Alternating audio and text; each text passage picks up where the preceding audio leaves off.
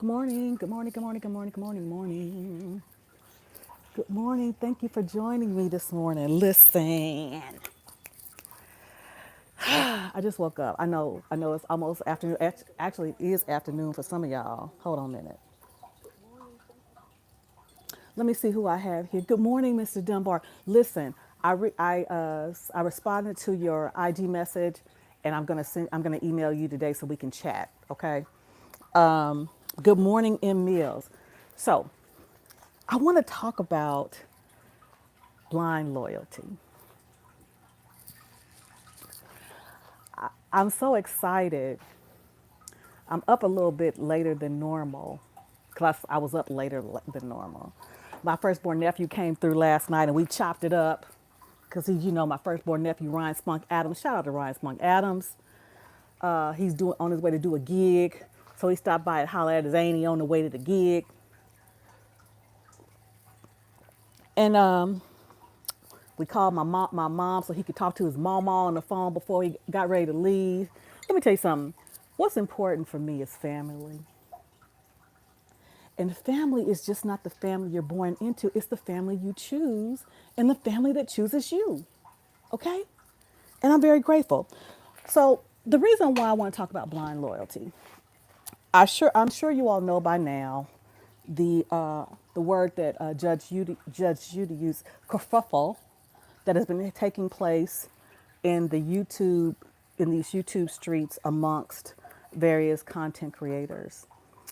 And specifically, I watched the Chantel Simone interview last night with We Need to Talk. Shout out to Chantel Simone. Shout out to Alan We Need to Talk.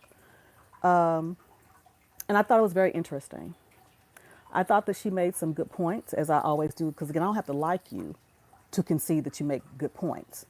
But I also thought that Alan made some very good points, and I do like him. But one of the things after the interview, because I watched it very intensely,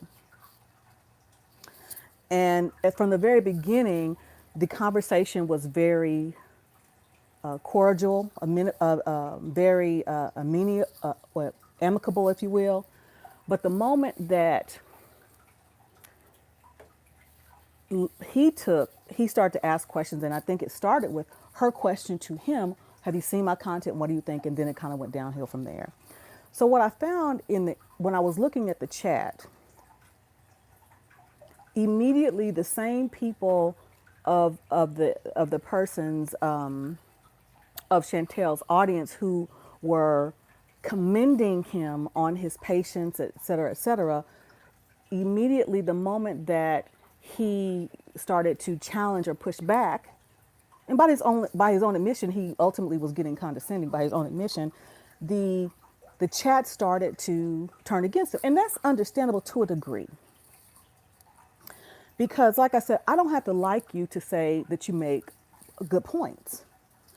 So I put in my comment section, because at the end the conversation started to go downhill.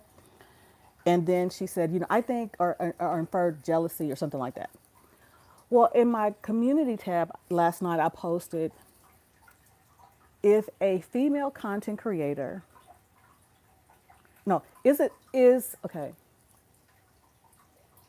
if a, well, I can't think of it, but basically, if a female content creator asks or infers that a male content creator is jealous slash jealous of the channel and or subscribers, is that the same as a woman leading with her education and career, saying that a man is intimidated? Is that the same thing? And if it is, would that be considered masculine? And the reason why I say that, and then somebody, and I said, if that's the case, would that make that woman masculine? Somebody in my chat stated that, I mean, in the comment says, well, that's a roundabout way of trying to diss somebody. And I said, well, okay, well, I'll concede that may be so. But is it a valid question? And I will contend it is a valid question, and not necessarily because I'm trying to throw shade, but because if we're talking about transparency, I have been transparent in saying that when I met Mr. Randolph, one of the reasons that he did not reach out to me is because I was leading with my education and accomplishments as a military officer. And from that premise, operating that, okay, well, maybe that would be intimidating. Well, I was operating from a place of ignorance because what I thought was marketable from a woman's point of view, the man did not think that. So, my point being is this, because I asked the question, is it the same? Instead of some people thinking, well, maybe that is the same. Because again, by people's own admission, particularly male content creators' positions in these spaces, they stated that women who lead that way with their accomplishments, with their education, that's a masculine trait because you are comparing yourself to what men do. I will contend what happened last night when the conversation started to go in a different direction, that is what she did. She said that, are you jealous? I think you're jealous. That's the same thing, of my channel. That's the same thing, in my opinion, of a woman saying, well, you're intimidated by my success. Even if it is dissing, is it a valid question? And when I talk about blind loyalty, I'm talking about you can have your followers, your subscribers, and definitely they're going to come to you because they resonate with your message. But it should not prevent them from being able to reason because they like you or they subscribe to your message. They can still subscribe to your message and still say, well, you know what? That's a good point. This person is making a valid point. Why am I saying that?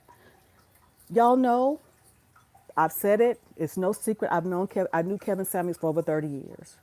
In the last 10 years of his life, we weren't close, and I still consider him a friend, but we weren't close. But I knew him. We knew each other as kids, and I say kids, meaning high school all the way up. And you can know someone without being intimately intertwined, but we knew each other. We knew the same people. We interacted with the same people. A lot of I would go into his chat, and of course, people that come to your channel, they agree with what you're saying. And a lot of things I agree with, as I've made it very clear. But there's some things he missed the mark on. But unless you were agreeing with him wholeheartedly, I would see sometimes if I would make comments in the chat by, okay, Kevin, you missed that one. Or Kevin, you're off base with that. Or even if I would do a reaction video saying, okay, Kevin, you missed the opportunity here to kind of help grow this young lady. Or you missed the opportunity to grow this young man. It was if the blind loyalty to his channel or his message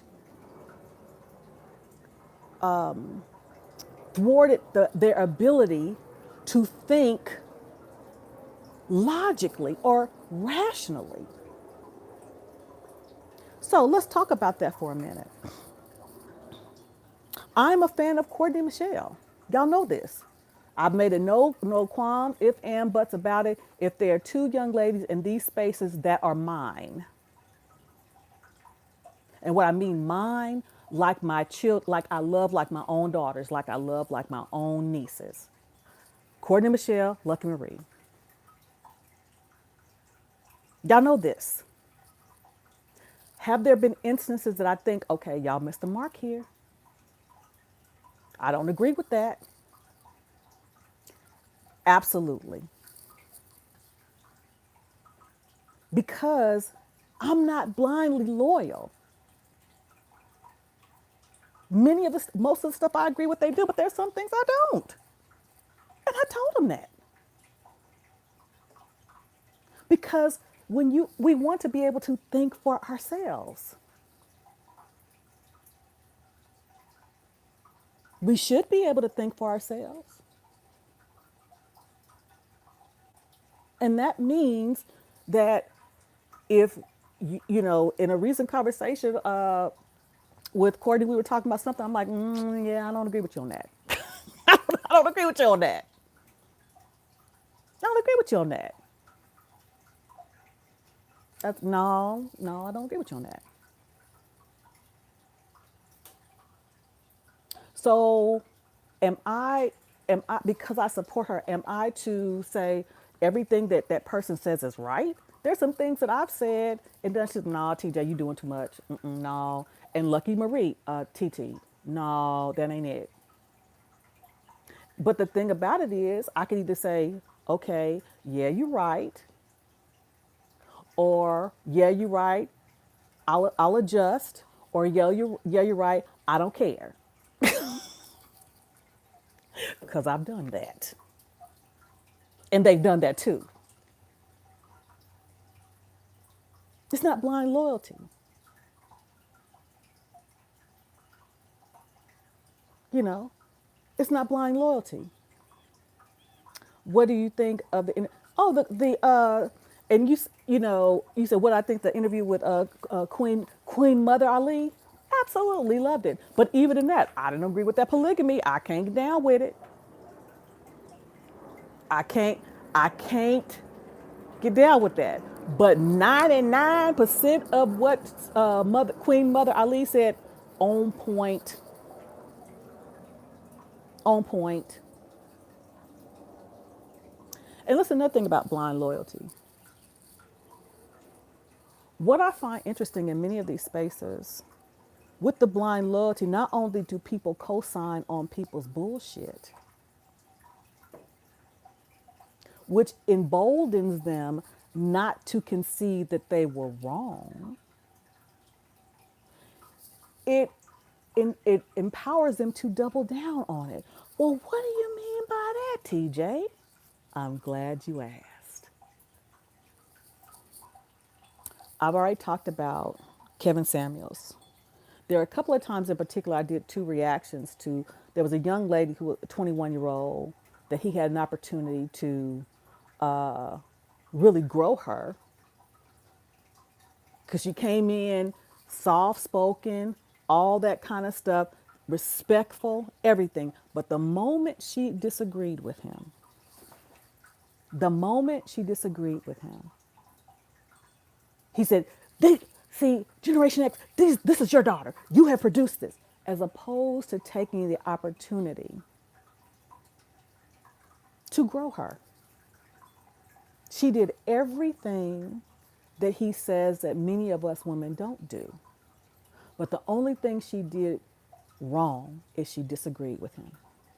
Because up until that point, he was amenable, he was ingratiating to her, he was respectful to her. Same thing with the young man, Sway, about the suit situation. For all intents and purposes, that young man was agreeing with him. But instead of Kevin taking the opportunity to grow that man, he basically humiliated. Well, no, I'm not going to say humiliated him, but he disrespected him. And when I did a video to address those, his blind followers commented on how wrong I was. But I wasn't. And what that does, because people know that they're wrong, but because they've been emboldened or empowered by their base, they refuse to say, you know what, I may have made a mistake there. I may have missed an opportunity to help a young person, whether it be a young man or a young woman. Same thing in this situation, and I'll talk about, I'm using Chantel Simone because, again, I'm not bashing her. I'm using her as an example. Kind of like what she said about Courtney. Because there have been instances, and shout out to Lucky Marie, shout out TT. I'm TT. Shout out Nisi Poo. I need to drink some more of this. I tried to say, well, maybe I got it wrong. and shout out to Lucky Marie. She tried to say, well, TT, she's because Lucky worked with her for a minute, and I said, okay, well maybe I'm reading her wrong, and I give her an opportunity, but then each time I tried to give the benefit of the doubt, she proved me right every time about her self-righteousness and her inability to concede that maybe I was wrong. Thank you, sweetheart. Thank you, Celine, for the super chat. I appreciate it. Let me read the comment. Because I gotta go here because because see, I have to wear two pairs of glasses. I have to pair a pair of glasses to look far, and then my reading glasses to see close. So let's see. Let me look at a couple of comments.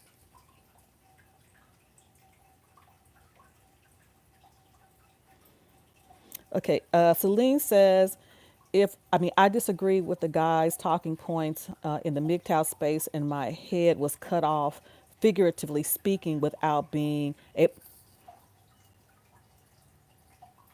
That's what I'm talking about. That's what I'm talking about. And then, yeah, that's exactly what I'm talking about. Then Mr. Dunbar says, TJ, on these spaces, people are hurting and people are looking up to the wrong people on these spaces, and people need to look in the mirror. And I will submit to you, right. Here's the thing.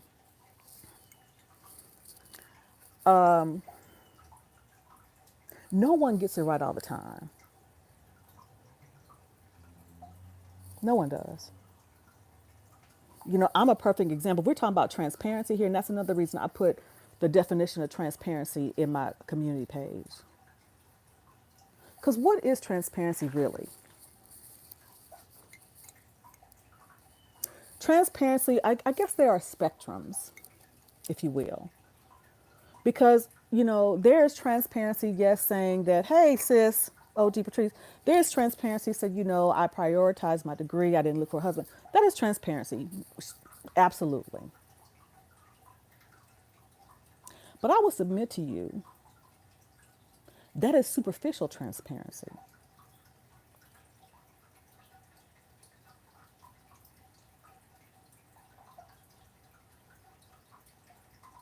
That's very surface level transparency.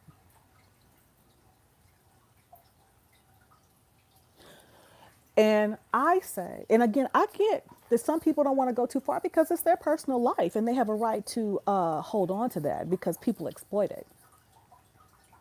So, I don't tell people a lot about what's going on in my life right now because for that very same reason. But when I talk about transparency and the things that I got wrong, I dig a little deeper. And I share a little bit more because that is what's going to enable someone to truly not do what I did. Whether it means allowing the wrong man to come into my house that ultimately results in this scar that's on my right knee. Whether it's me not being unaware of the example I was setting for my daughter, not knowing, setting for my daughter as it relates to, strong work ethic, but not being able to see me work cooperatively with a man to include her father.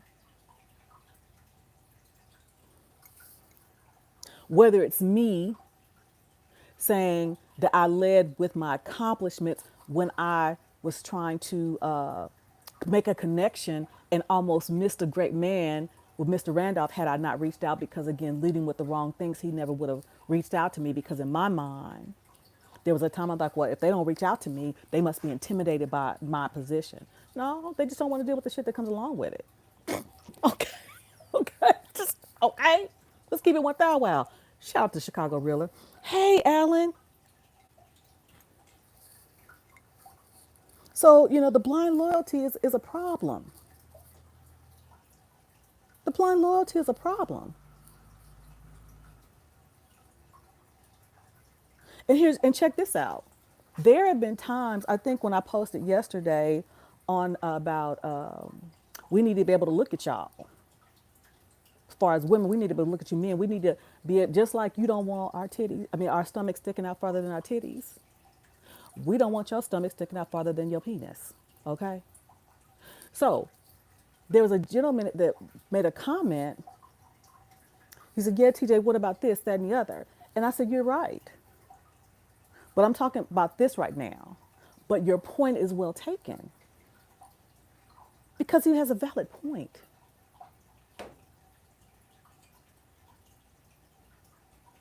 He has a valid point.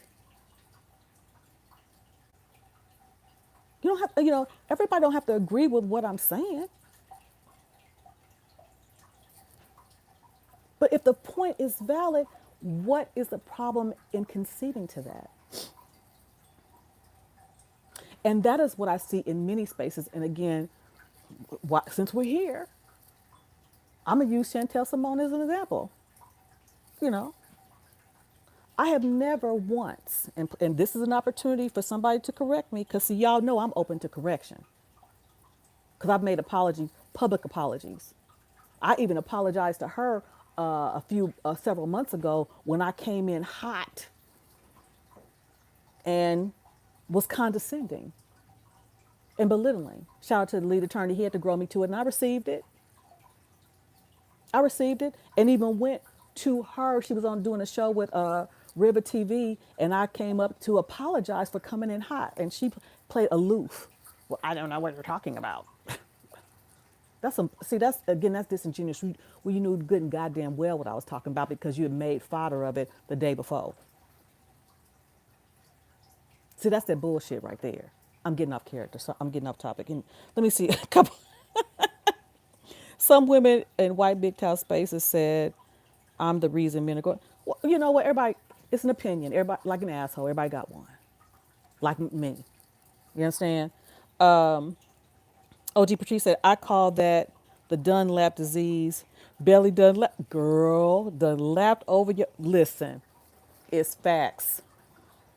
The first thing I did this morning, when my nephew woke up and he asked, for some towels and stuff like that, I went to the garage, pulled my car out because it's workout time. It's workout time. The struggle is real. But see, the blind loyalty is a problem when you're so blinded by your loyalty or support of the person, you can't see, well, you know what, they kind of messed that one up. They kind of messed that one up. And then they double down like children. And then they start doing the sign language that they accuse you of. Oh, I just said a word.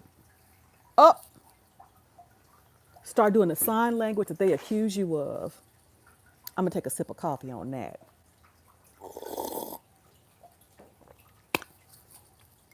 I'm going to take a sip of coffee on that one. So I think we are at a crossroads. We're at a crossroads because, you don't have to like the person to admit they made a point. I mean, like I said, I don't let the record reflect. I don't care for her. And I don't care for her. And it's not that I don't care for her because of her message, because even like Kevin, a lot of the stuff that he said I agreed with. Many of the things that she says I agree with. I don't care for her because she does this very same thing that she accuses other people of doing. And the blind followers co-sign on that shit.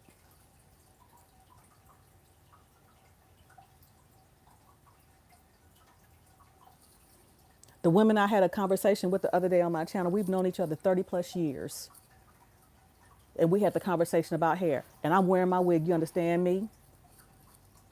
I understood what they were coming from. However, I also said, well, I understand where the young men are coming from. When they've never seen your hair. They don't know what you look like without all this stuff. My blind loyalty would just take it hook, line, and sinker. No. No. My blind loyalty to the fact that I've known I knew, 3 out of the 4 women over 20 years. No.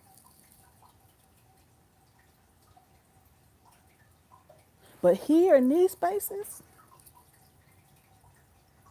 it's either all or nothing, and y'all need to get your life. Shout out to Tamar Braxton.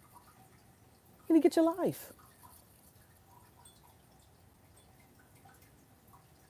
And like I said, it was so funny. I watched because I was paying attention to the chat. The same people that were complimenting him on are complimenting them both on the banter and complimenting Alan on the dialogue. The moment that he no longer agreed, and the moment that he answered the question to which she asked, and she didn't like the answer, there it went. There it went. Now I need y'all to tell me if I'm wrong. Cause see, I'm open to truly being wrong. And see, the thing about me, Terry, TJ Randolph, I will admit, okay, well, I missed that. Let's see what your sister said. When they get older, they'll appreciate what their men are saying about appreciating their women in a more natural state. Absolutely. It'll sink in. And like I said, I got some stuff going on under here. Now here, and this is an off topic, but the protective style I'm rocking right now is because I put some chemical in my hair. I've been permanent because I want to try to, do that. And then realizing I can't do the same thing to my hair because guess what? My hair started falling out even more. So now my protective style, I got some cornrows under here because I want to grow it out enough to get some braids so I can get this chemical out of it. See, those are the protective styles I knew of growing up. I don't know what y'all talking about now. The protective style that we were talking about is when you were in between. That's what we were talking about. But that's an aside. And I tell my daughter, you got some beautiful hair, you better rock it. But see, here's the thing, she married. So if her husband don't have a problem with it, I don't give a damn what if y'all do. And straight up, same thing with if Mr. Randolph don't have a problem with what I'm doing, kick rocks. Let me see. I appreciated my wife of 48 years. I am a widower now at the age of 70. She died. Oh, God bless you, sir. 48 years. Where you at? Because my mama's 73.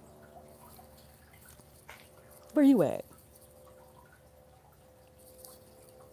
My mom's 73. I don't mind doing some matchmaking. Okay? But God bless you. You know what it's like for the covenant. And I'm sure in those 48 years you saw your wife in every facet of her life. Whether it was straight hair, long hair, no hair, big, small. I'm sure you saw it all, and you saw her through the loving eyes of the woman that you fell in love with, no matter how many stages of her you saw.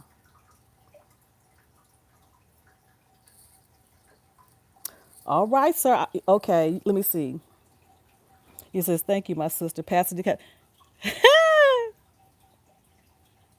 My mom is rocking her natural too. It's a low natural, but it's a natural. It's a, and again, hey, I excel. It's a natural.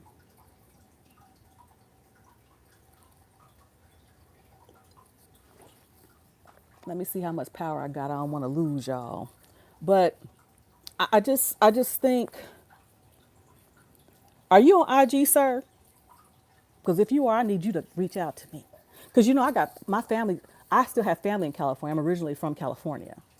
Before we moved to Oklahoma, I was born in Los Angeles. As a matter of fact, my father still lives in California. My mom was born and raised in Los Angeles. Went to Fremont High School, class of '67. Hey, so we still got family there. Good morning, Red Lipstick Vibes. You understand me? Okay, is that your handle on Facebook? Because I shall be looking you up. I'll be reaching out. You understand me? Because here, I'll be reaching out, see if I can do a matchmaker, or at least y'all can make me friends. You understand me? That's all I'm saying. Be friends. But let's go. Blind loyalty. I can't. I can't. I cannot. I don't need that. I don't need it. My channel is good. Okay. I don't need that. Listen, let's be one thou wow, shall we? This just came to me.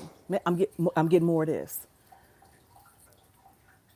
I need y'all to hold me accountable. I need people that hold me accountable. I just don't need somebody jumping on my bandwagon. And the bottom line up front, the opportunity for the young lady last night was to concede, okay, maybe I don't agree with everything, but he's making some good points there.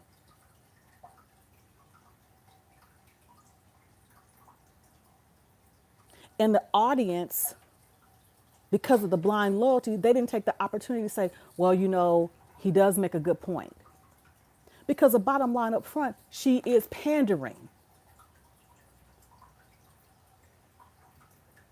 Because the bottom line up front is he said that she is saying things that men already know, and men want to hear someone to corroborate what they feel. That is no different than Derek Jackson saying the stuff that we wanted to hear.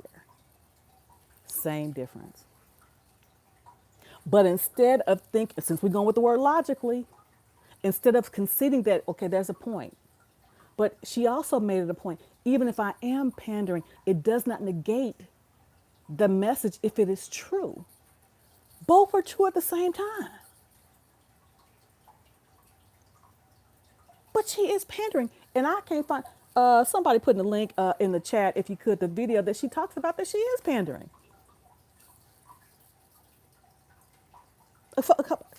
And so what? If she is, she is. But it doesn't mean that some of the things she's saying is not true. I've said that. Let me see what Mandrell is saying. I agree with you. I haven't seen much of her content, but she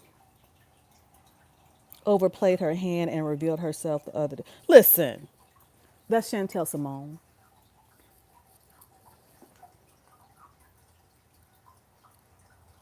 And see, and the truth of the matter is when you're balanced,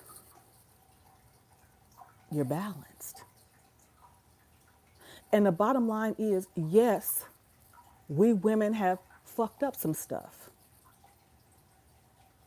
But because we fucked up some stuff, does that mean, and because men have been subjected to all the criticism over the last 30 plus years, does that mean that we can't say nothing about it? No. That means if your shit is raggedy, your shit is raggedy. And if I say your shit is raggedy, men, it don't mean that the women don't need to fix their raggedy shit.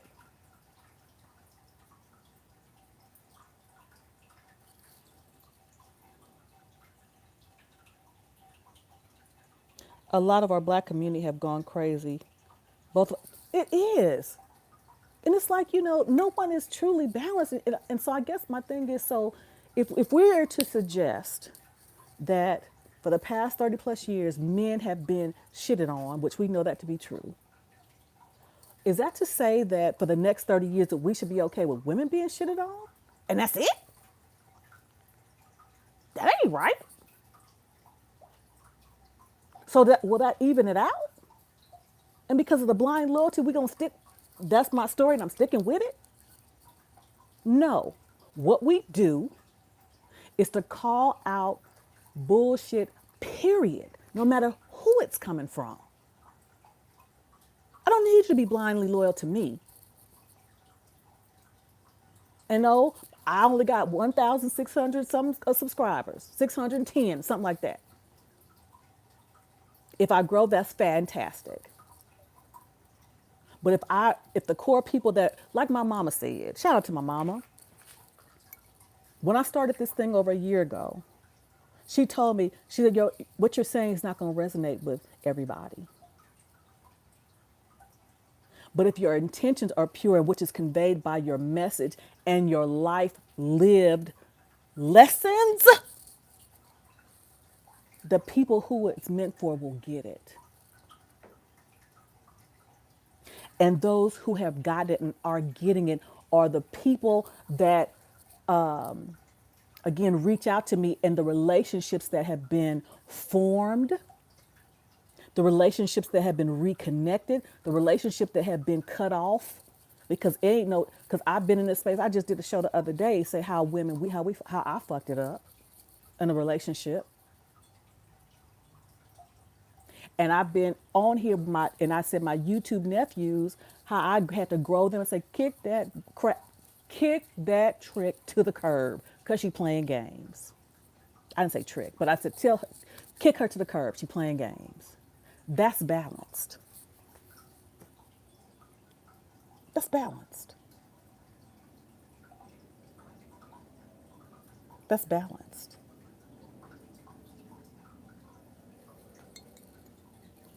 That's balanced. I'm not going to sit up here and talk every fucking day, excuse me, every freaking day about what we already know to be true. We got too many baby mamas. We got too many women that are giving their wombs away to the wrong men. Now, when I see crazy stuff happening, I'm going to talk about it. But I'm also going to talk about how we can be better. I'm going to talk about how we as women can be better, how through what I did wrong. And I'm not talking in some superfluous way. I'm getting down deep and gutter with it and let you know what I did.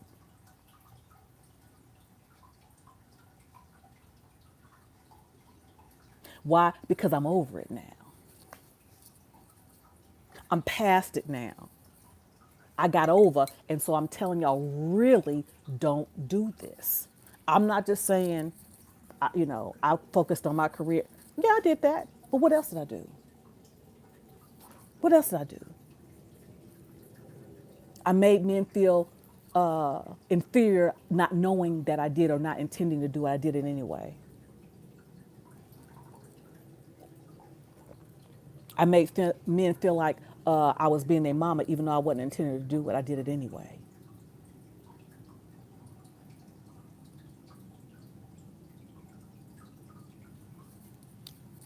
Blind loyalty is so, because you all my subscribers who are watching, does that mean that you got to agree with everything I say? And I no. And here's the thing, and I'm not just talking about disagreeing for disagreeing's sake. But if you say something to me, whether it be in the comments, whether it be in the chat, and I really, and here's the thing, I might be emotional at first, but when I come to myself, I'm like, hey, you know what? They was right.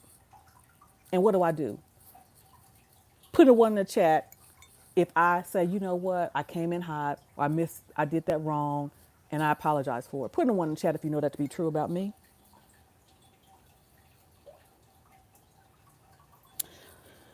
Bandra, she said she clearly had it.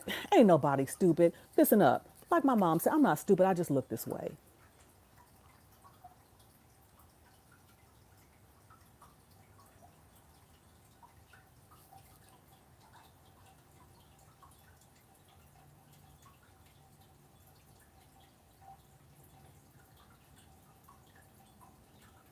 I'm not stupid. I just look this way.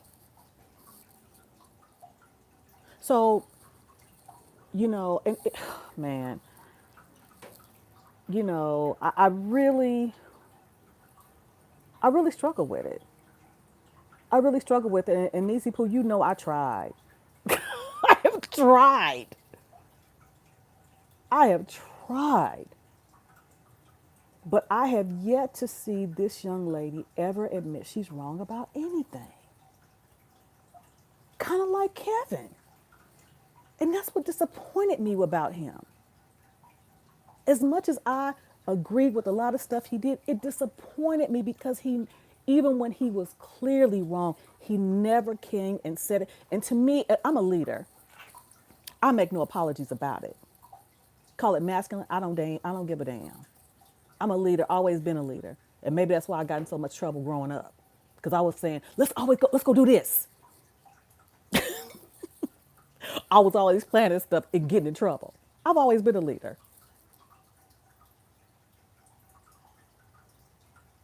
But before I even knew about what leadership was, I was a leader. But when I became a leader in the military, when I saw it, one of the things that made me want to become an officer and a leader in the military is because I saw people doing it wrong. I saw people treating people who were not in certain positions as if they had nothing to contribute. I saw people in leadership, whether it be senior non-commissioned officers or officers, thinking that because someone was a lower rank, they had nothing to add to the conversation. That's one of the things that motivated me to become an officer in the first place, because I said, I'm not going to do that to people. I'm not going to do. I'm not going to say because I'm in the position of authority that I'm right all the time. Never did it. And because of that, that's why people followed me and still do. Call me to this day. People that worked for me for 20 years ago, hello, and say, LT, what you said, that's so true. But I didn't always have the answers and didn't always. See, that's what a good leader does. A leader takes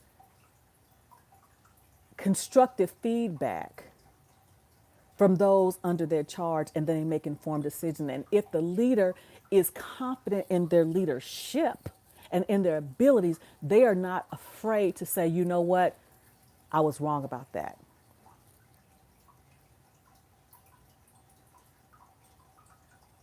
I was wrong about that.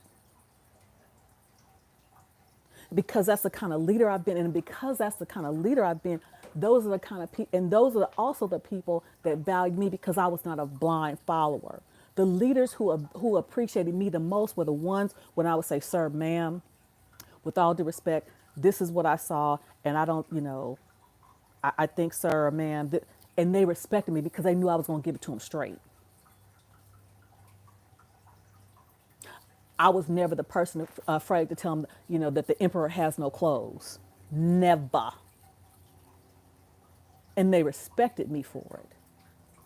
My leadership respected me for that I was not a blind follower, and I respected my soldiers or sailors for growing me when I needed to be growed. And I said, you know what, you're right about that. I've never needed it. I've never needed it.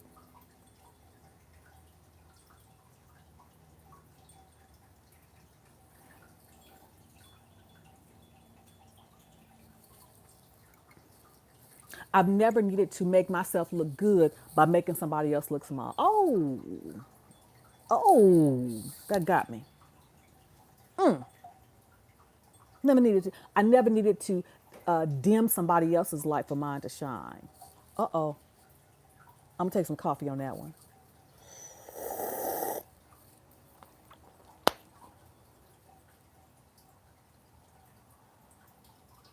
And I'm gonna go ahead and say it while I'm on one. One of the things I noticed in the conversation last night, and you know, even before the conversation turned and Alan had a different perspective and he was offering that, the way that she interacted with him is completely different, was completely different than the way she acts with a woman who has a diverging opinion. Completely different. Completely different. Now, one may say, well, she was acting in her feminine. Okay, we'll go with that. But her feminine changed when his position changed. Ergo, I think you're jealous of my channel. I think you're jealous of the success of my channel. Why is it? Why that?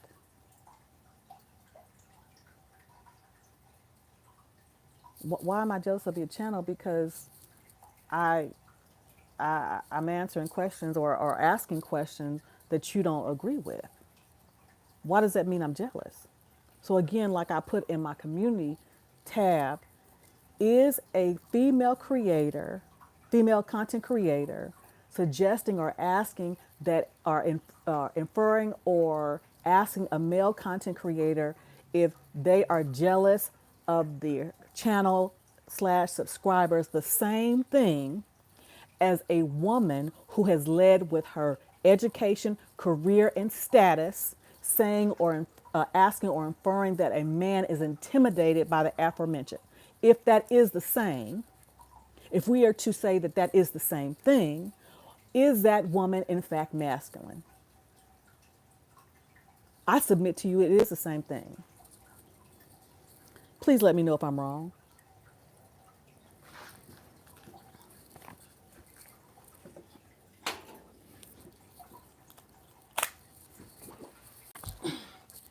I gotta go in the house. I think I'm running low on my battery. I don't want to cut this off. I'm doing good right now. Hold on a minute. Y'all hear the water trickling?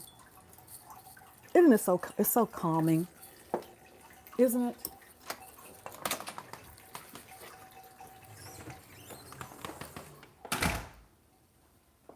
Chantel and her cousin do the same thing. Who's her cousin?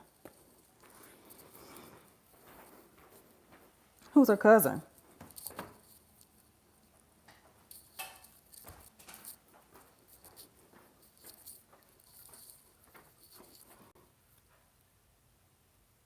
Yeah, who's her? Inquiring minds want to know who's her cousin.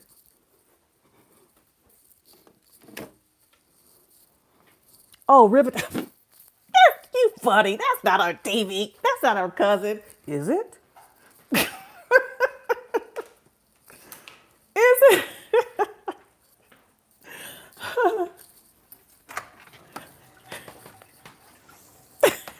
That's funny. That is funny. So I'm about to get my day started. I just want to talk about it, you know. And if she listens or whatever, or if any of her subs are in here, I asked the question. And here's another thing. I'm gonna just go ahead and keep it a buck with you. Cause see, not only am I grown, I'm middle aged. So, you know, I'm grown for real, for real. I'm not just playing grown. I'm grown for real, and made my share of mistakes for real, for real.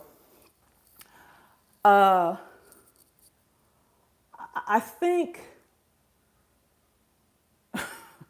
I'll just keep that to myself. But I'm grown. I'm grown for real, for real. And I've made my share of mistakes, and I want to help you all with those, particularly young women. And so again, I'm your middle-aged married auntie. And some people say, well, you know, TJ, ain't nobody listening to you. You old. Well, I'll submit that I'm seasoned, and I'm trying to help y'all, so y'all don't have to be fit. Because see, I know I'm blessed.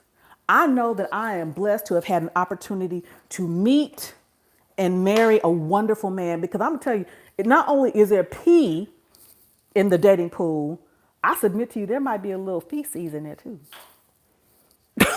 Seriously, I would say, but there might be some fecal matter in there. Because shout out to Lucky Marie, you know, we watch investigation TV all the time, and we see these stories of bad relationships. I'm like, oh God, I'm so glad I'm not in that anymore.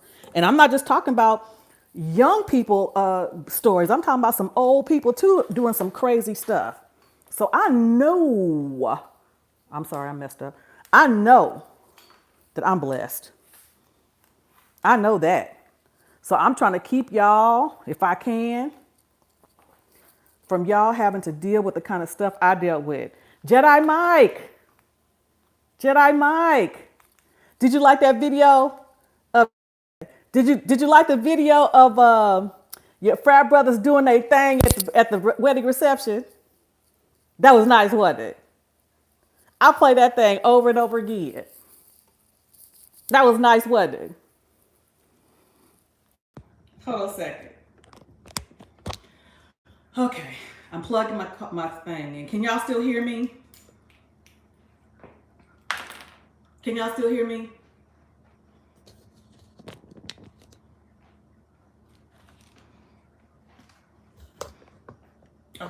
Yeah. Jedi, did you like your frat brother doing their thing? That was nice. And check this out. Nephew Vandrell, y'all know I be when y'all grow me and I'm wrong, Courtney and Lucky, when y'all grow me and I be wrong, I be mad, but I be talking again. I be talking again. You know, I'll be talking again. Y'all see my baby right there? My K9 son. I be talking again. Hey, we on lock. Good morning. I'm just taking a few moments to address some things because I have a problem with it. And I will contend, shout out to again Alan, when he said last night, what do you mean Pepsi wedding in 20, hold on, whoa. What you mean Pepsi wedding in 2014? You got to elaborate. You can't just drop that and expect me to understand. Is it the young lady that was on the other night with you? I'm waiting.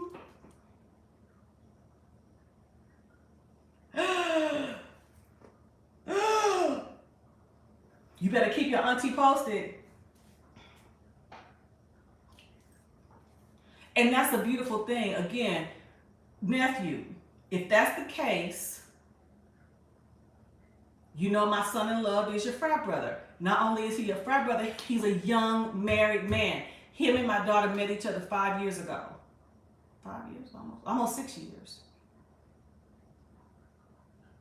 They've been doing their thing. A young married couple. Hell, talking about accountability, y'all done see my daughter grow me real on my own damn channel. And what do? I own it. Sometimes I'll be mad, but I'm like, okay, yeah, I'm mad, but all right, I'm sorry, you're right. And that's my kid. Keeping me accountable. So I don't just talk about it, I be about it. And I don't just say, be as transparent as possible. I'm sorry, that's bullshit. No, you ain't transparent as possible. And I'm going to put a name on it. Chantel, you're not as transparent as possible. That sounds cute, but you're bullshitting. And again, to another thing, like Alan said last night, see, that's what happens when you get 55. You lose your train of thought that quick. Damn it. Y'all better pay attention. This will be you. Let me go get my coffee.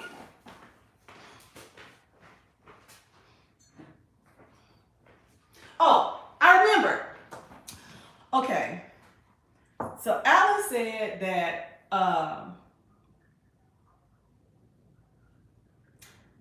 he questioned whether her really wants to make a difference. And again, I'm paraphrasing. But with the situation that happened with Courtney, and also even with when she disrespected me, calling me bitter, an old bitter broad, calling me, saying that, mocking me for meeting my husband on a dating app.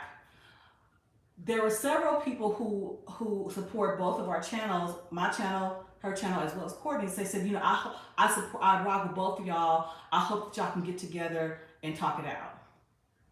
Well, just so you know, when she did that to me the first time, I reached out to her and I offered for us to have a conversation. She declined. She declined. And I know Courtney has been receptive to having a conversation. She declined.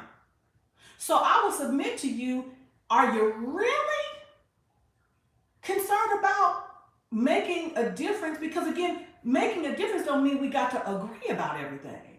Because we don't. But there should be civility.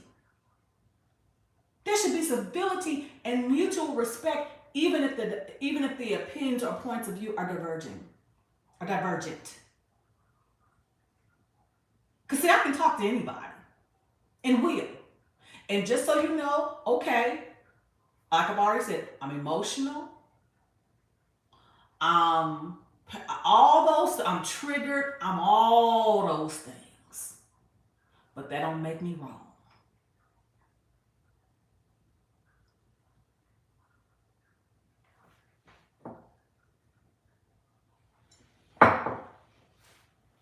I'm triggered. I'm emotional. I'm offended. I'm whatever those aspersions you're casting, I receive all of them. It don't make me wrong.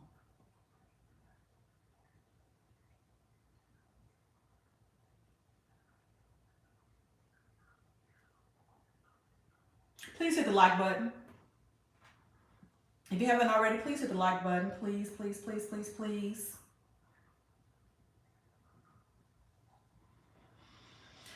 Okay. Yeah, respect is everything. Y'all heard me talk about the story the other day about I was assigned to the Naval Brig, which is a military jail.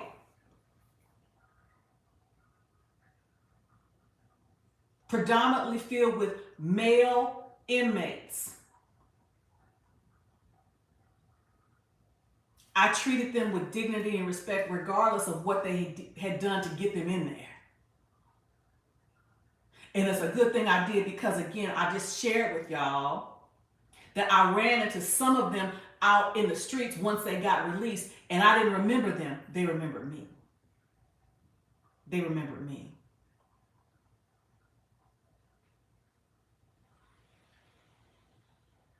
And because I didn't treat them and was not condescending, because I was not disrespectful when they encountered me, because they didn't have to make their presence known to me after they were out. But the one person in particular that I shared with you, he did. He came up, he could have came up here and knocked the shit out of me if I had been, acting like they were beneath me or making jokes at their expense. Now what you call videos at people's expense.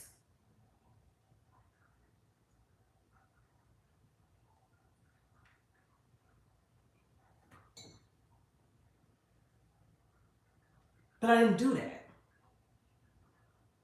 I didn't do that.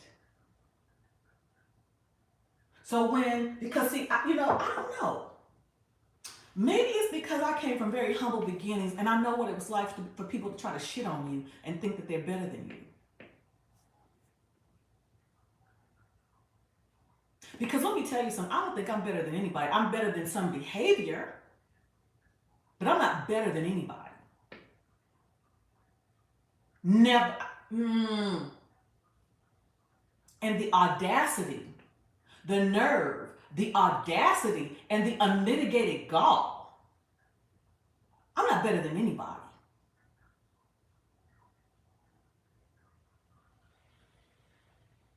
Even the person who's made the most ridiculous mistake, my behavior is better, but my personhood is not better. My personhood is not better. And shout out to my mama. My mama taught, even by the definition that some of y'all people would have, my mom was a baby mama. But even in that, she taught me some things. And those lessons let me know I'm not better than nobody.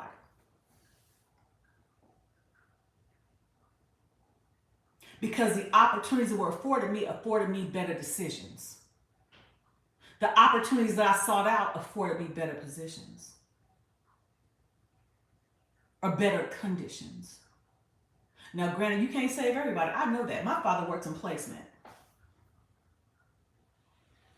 My father works in placement, has been working in placement with male juveniles for 30 years. Many kids have come through that placement center. Some of them he could reach, some of them he couldn't. But again, my father never thought he's better than any of them because he realized he could have been one of those kids. And in certain instances he was. And again, if we're going to talk about transparency, my father is transparent with those kids and let them know the real mistakes he made in life. You don't want this road. And he don't talk in some nebulous terms. He give them real deal life experiences and the consequences thereof.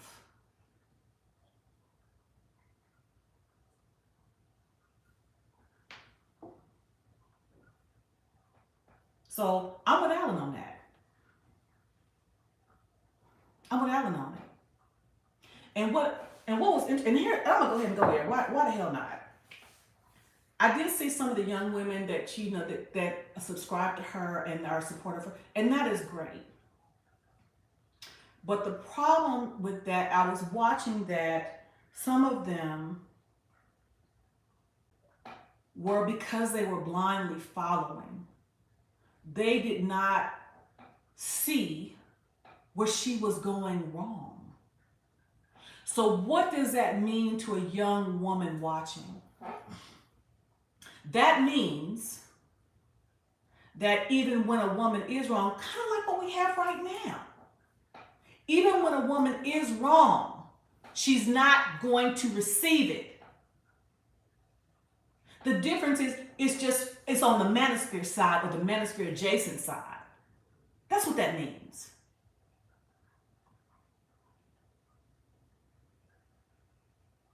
Oh yeah, I'm addressing it all. I'm addressing it all. Because the truth of the matter is, when young women come to me, that is why I am real. Because when I'm wrong, I want young women to see that there's nothing wrong with admitting I was wrong and apologizing for it. But the young women that are following her blindly, they don't see that even if she might be wrong, they don't see it. That's leadership. That's leadership.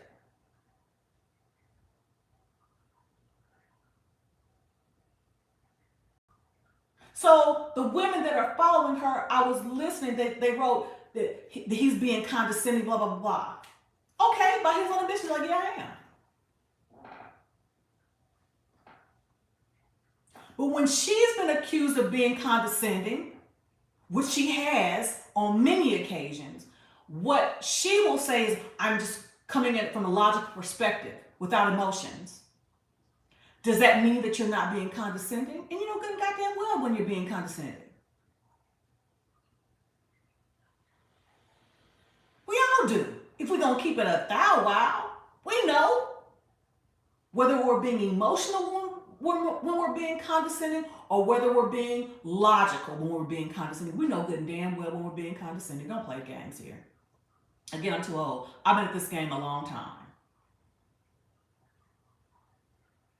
I can get one of my soldiers on the phone right now who could tell you that they've seen me in action. That I would be just as calm, cool, and collected, getting in their ass, cursing them out without ever saying a curse word.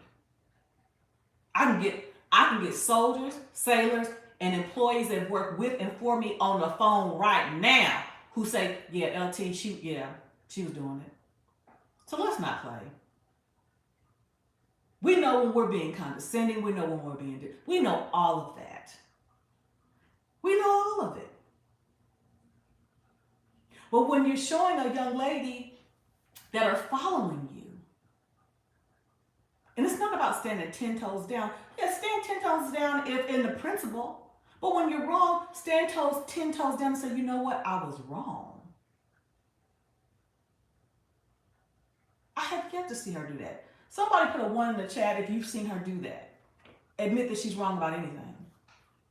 I mean, inquiring minds want to know. I'm asking for a friend.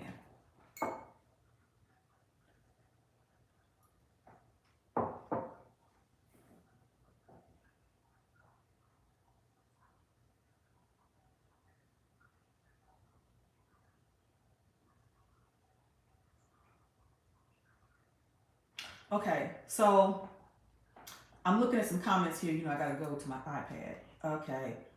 Um, M. Mill says young women need to stop being disrespectful and listen. Sometimes this is why this nonsense is of holding women accountable as a joke. It is. You can only hold women accountable if it speaks to the the affirming of certain talking points.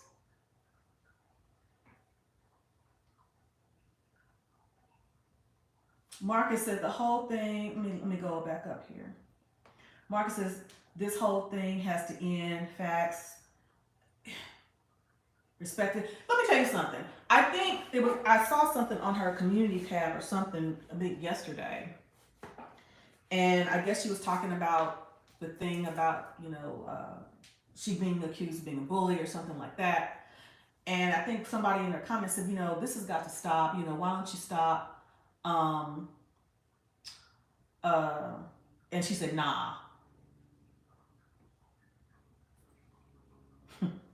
Okay, so OG says, yeah, I agree, but some of these older women on YouTube is a joke. Absolutely. Absolutely. And I try not to be one. I try not to be a joke.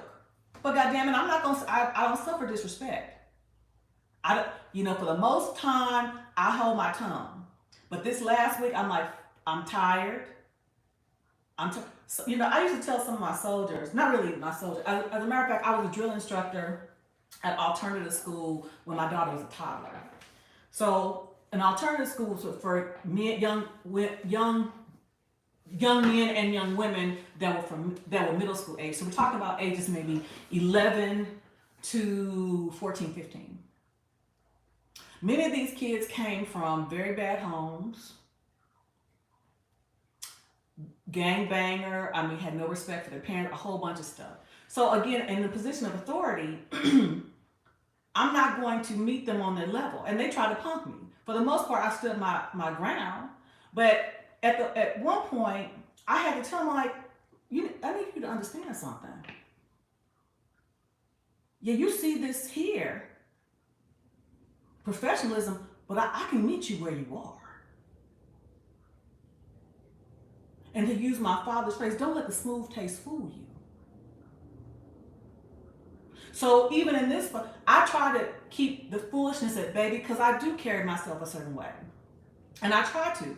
But don't take my class, sophistication, and dignity for weakness because I can meet you where you are. Like I used to tell my soldiers, I ain't always been an officer. I ain't always been an officer. I have not always been an officer and a lady. So at some point, some stuff's got to be addressed. Let's go. Let me see. Let me read some comments here. Yeah, some of them are joke.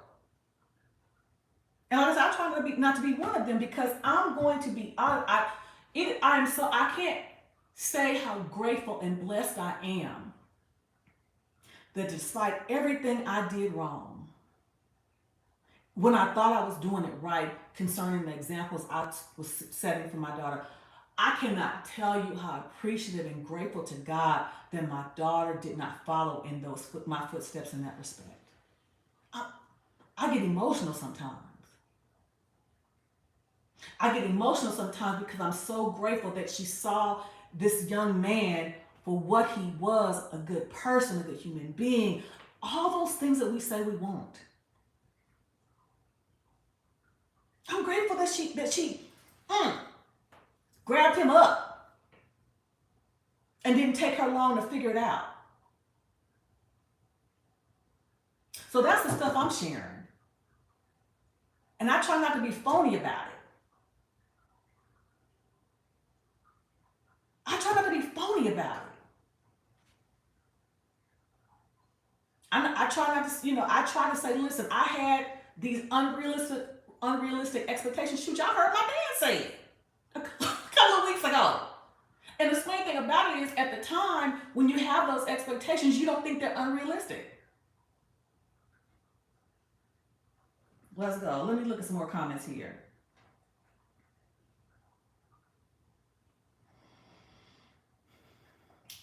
Dr. Sir Hill. Hey, nephew, says, Chantel Simone is genuinely working to help young women and is advocating for men.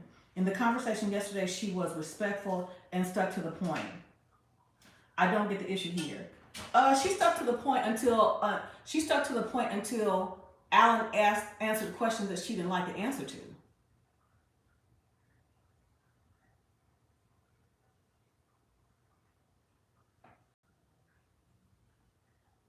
And when she continued to inquire further and he continued to answer them that she did not agree with, then that's when it went downhill.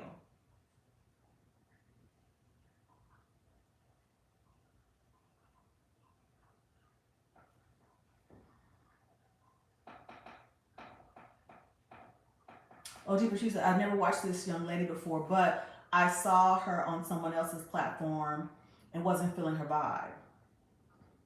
Mandrell says, she clearly had an agenda when she did her show on Courtney. Yeah, no, you didn't miss anything. I'm just kind of talking about blind loyalty. And what I'm talking about blind loyalty is that you can agree with someone's message and their mission without turning a blind eye when they miss some things or when they miss the mark. Like I use the example of, Kevin. I agree with the majority of the things that he said, but there were some things that he did that he clearly missed the mark and had the opportunity to enlighten young people, a young woman that I reacted to a while back ago, and also that young man Sway. And I said with blind loyalty, even if someone points out that something they did was wrong, the blind followers will, instead of taking it and analyzing and say, well, maybe is there some truth to it? Like, no, you're this, they're that. Because I use the example that sometimes when I would be watching Kevin's stuff, and I'd be in the chat, and I see that he had a clear opportunity, like with that young lady that I talked about that was 21. And what really got to me about that, because this young lady is the same age as his own daughter. And the young lady came in respectful, wasn't talking over him, was not interrupting him, was listening. But the moment that she disagreed and asked the question that he did not agree with, it went left. And she still maintained frame. She still net all that kind of still kind. But the moment that she disagreed with him, and I remember putting in the comments, Kevin, you missed the opportunity here. You should have get the comments were just overwhelmingly dismissing the fact that he missed the opportunity here. The fact that he was wrong. And it was like, even when I would do reactions to some of his stuff, unless you were just hook, line, and sinker, the blind followers, the blind loyalists, weren't trying to hear anything because, again, he was right and right all the time. And nobody is right all the time. And when people are following blindly and they don't check things that are wrong or missed opportunities, that emboldens people to continue doing the same stuff. That's what I'm saying. Because again, like I said, Kevin never admitted he was wrong or never admitted maybe I could have handled it differently. Never. Neither has this young lady. Let's go. Let me see here.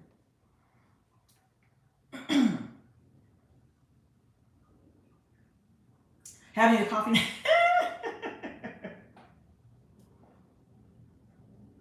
Yeah. Yeah. And see, like I said, you don't have to. I agree with a lot of his points because, again, like I've said, if I didn't do the adjustments in my own personal life, going back to the things that we talked about in college and shortly thereafter, I wouldn't be married right now. Definitely not married to him. Because this Randolph ain't going for it. Straight up. But that don't mean that when I saw something that wasn't right, that I would say, Kevin, you weren't right about that. But I would look at, when I would do reactions, unless, when I was saying everything he said was good, fine. But the moment that I critiqued anything, you're just a hater, you're just this.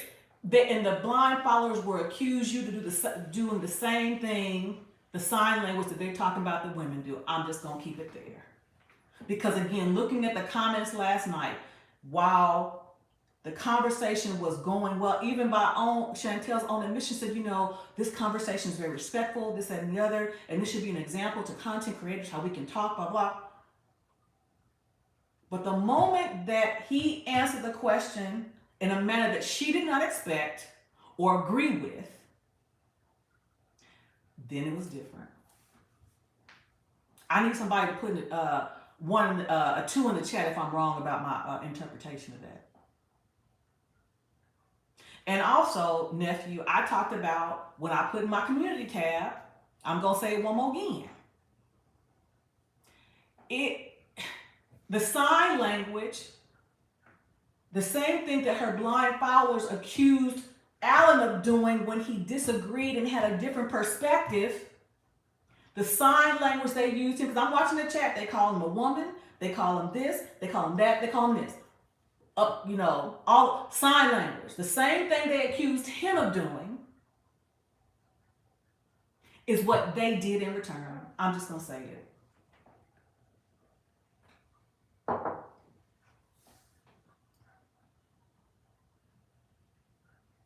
You know what, Marcus, I understand there needs to be a sit down, and several people have said it, but she's not interested in that.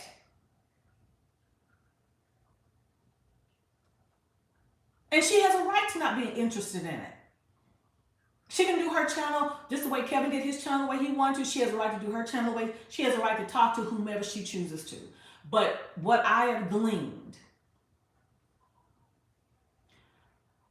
when you are not willing to talk to people, because again, I reached out to her one time when she disrespected me the first time and offered to have a conversation with her. She declined. Her right. Courtney paid some super chats to get her to talk. Didn't want to do it. So again, I'm inclined to believe she don't want to. So again, you can advocate for men and impact women all at the same time. But like I said, if you are a woman and cannot or will not say, you know what, I could have handled this differently.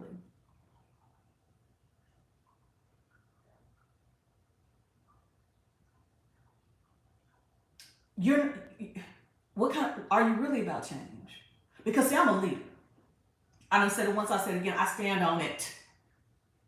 And Mr. Rand, I know when not to be one. Because see, when my baby's not home, I need to handle stuff up in here. I'm a leader, always been one.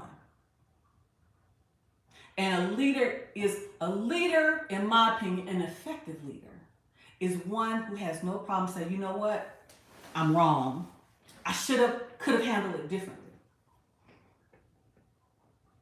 And just because I didn't agree with him doesn't mean that he didn't make some valid points.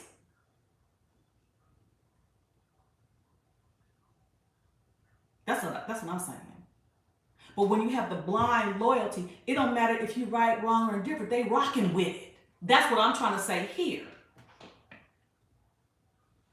Because what women gonna learn from their middle-aged married auntie is that Auntie TJ is gonna say, you know what, I came in hot, I was wrong.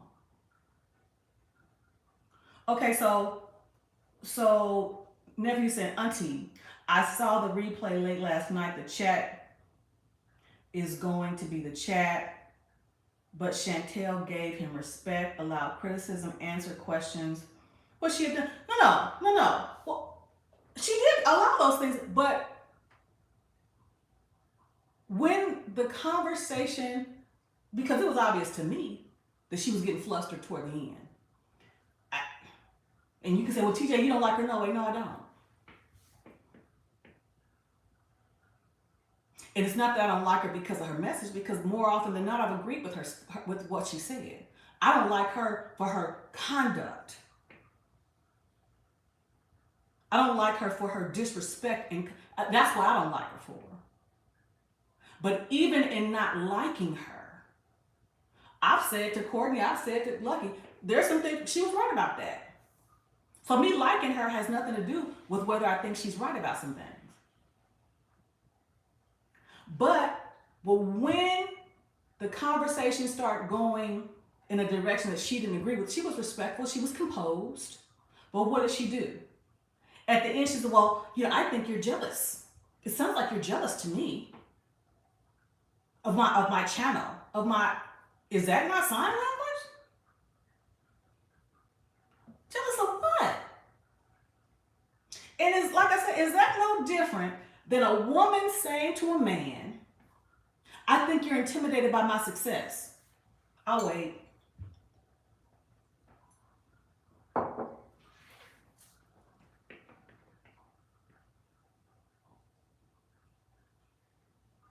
See, that's what I'm talking about, the blind loyalty. That's what I'm talking about, the blind loyalty here. Yes, she was respectful. Yes, she was composed. But did she also revert to the sign language? Yes, she did.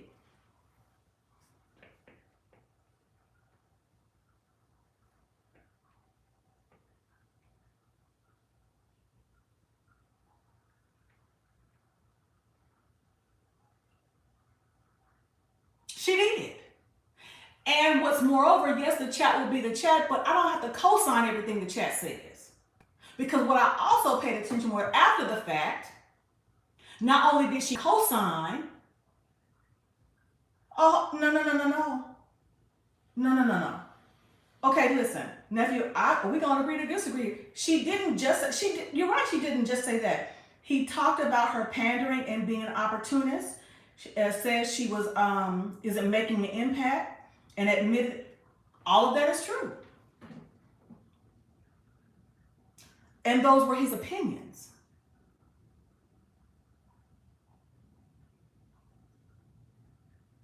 All of that was true. And those were his opinions. Just like I don't need it to be a good look for me. I'm being honest.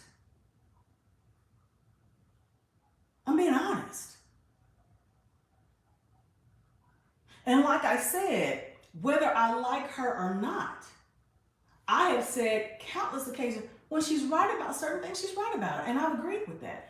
Just like with Kevin.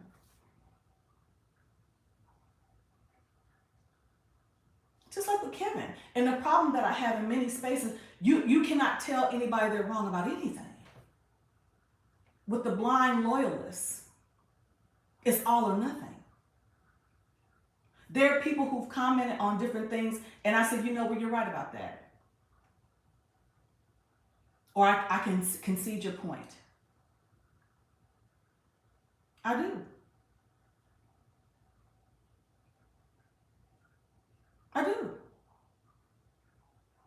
Like the comment that I made yesterday about, the comparative, and the gentleman said, it seems like a roundabout way to diss someone. I said, well, okay, if that's your opinion, it may be. I said, but does it make my question any less valid?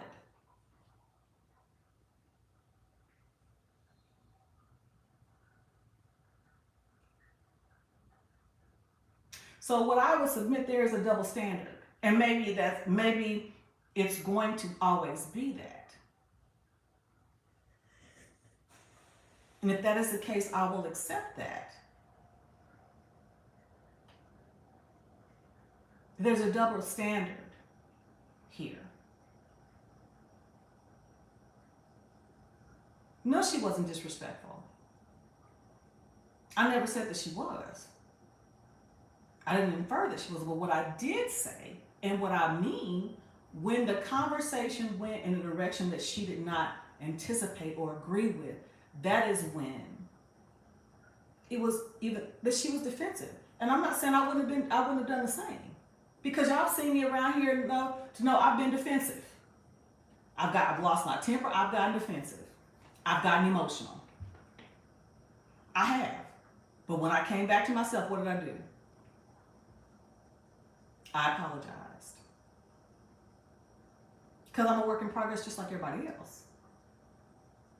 I'm older, but I'm a work in progress just like everybody else. But that's what I'm talking about.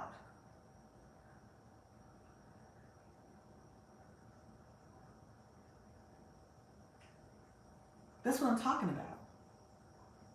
And one thing is for sure, she's advocating for me, and I understand that. I'm advocating for accountability on both ends.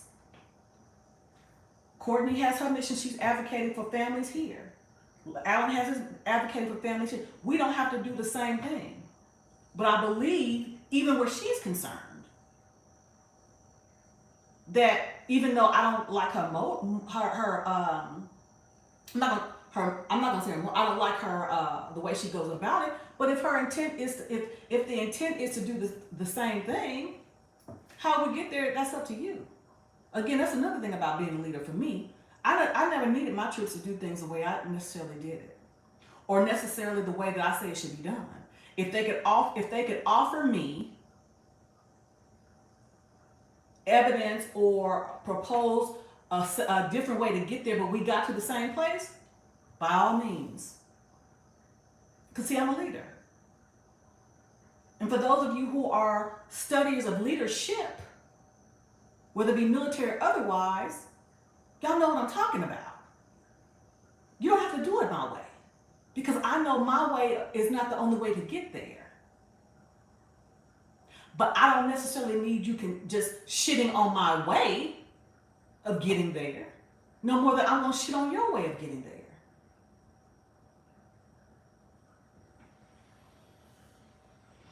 Okay, so Marcus said, we can't be this, and we can be this divided, because the challenge, what I would submit is that regrettably, not just in the Black community, but I think in society at large, we can't agree to disagree in most instances. We can't. Because agree to disagree is to say that, is to suggest that one person's way of doing things is better or more effective than the other. It may or may not be, or it just may be different. It just may be different. Okay, the big problem, that's a big problem in these YouTube streets. You can rock with someone and still call them out when they're wrong. If you can't do that, then you're just going on. And that's what I'm talking about. That's the blind loyalty. I don't need that. So what does that mean? That means that I lose subscribers. Okay.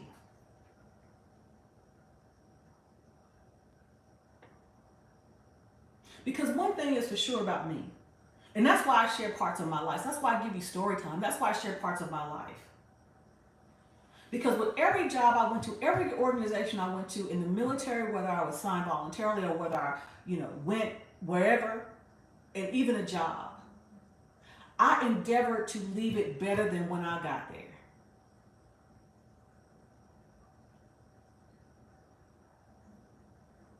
And leaving it better than when I got there doesn't mean I did everything correct out the gate.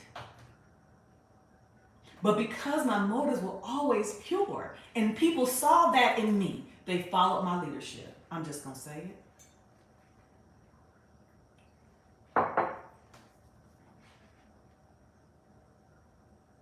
See, I've been mentoring young women, thank you, Lord. I just got there. I've been mentoring young women since I was in college.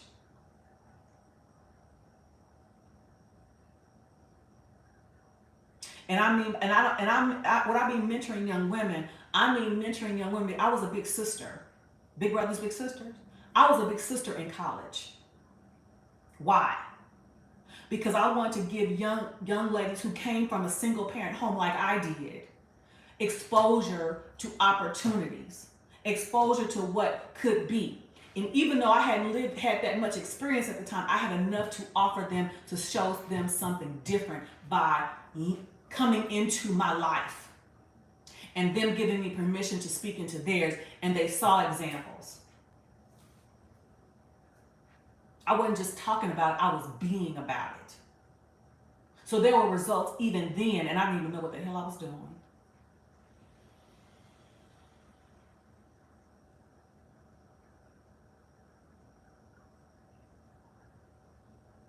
You will know them by their fruit.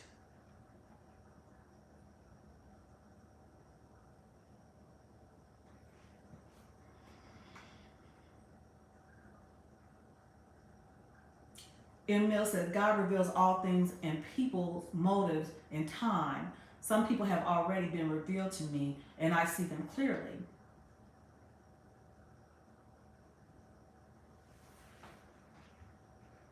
So what I'm saying to you, I want to, like now, nephew, he said, it's not a good look for you. If I truly believed, well, I'm gonna put it like that.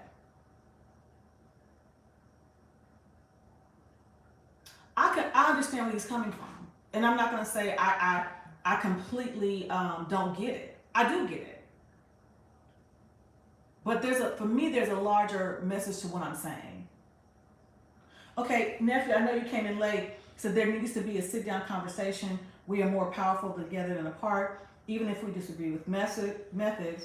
If we can agree on a goal, I don't disagree with that, but I've said it once in this conversation. I said it several times.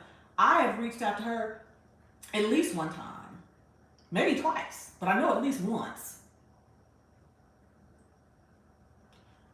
about the conversation. I think the last time I sought to do that is when I went into her chat, because again, shout out to Lucky Maree.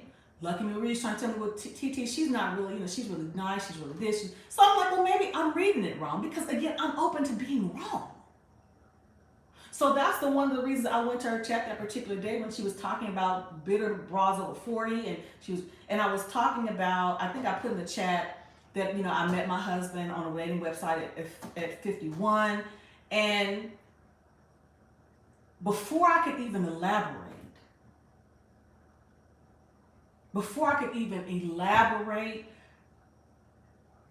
she went in on me. And by no way, shape, form, or fashion was I suggesting that women do it my way. She immediately said and thought that I was trying to suggest that because I met my husband at 51 that I was sending a message to our young women to wait. Never. And even when I further tried to elaborate in the chat of what I was trying to convey, she still didn't concede that, oh, well, maybe I misunderstood.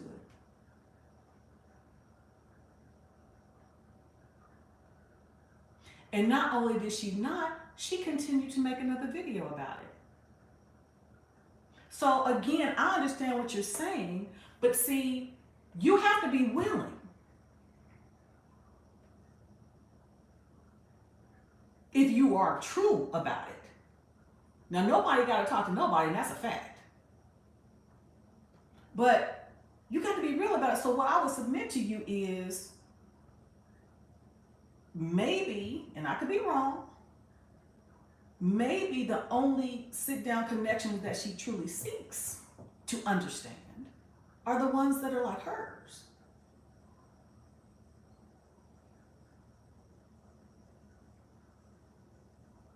And that's fine, but be honest about it.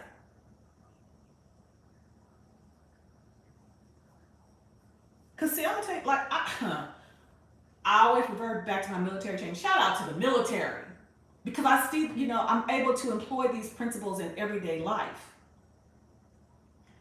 The things that I've learned most in my career are not because they came from my head. It's because they came from people that worked with me or for me.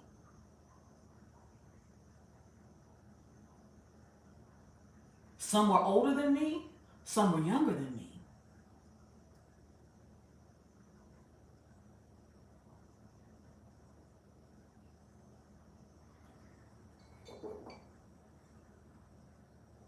And you're absolutely, we can do more. And to be honest, what I would have loved to have seen at some point is where we could have a panel of me as a middle-aged married auntie, Courtney, Chantel, Lucky, whomever. Because again, I think we all ultimately want the same thing. The restoration of the nuclear family in the Black community. Because each person of which I have spoken has connections with powerful and influential people in their own right. And have access to influential people in their own right.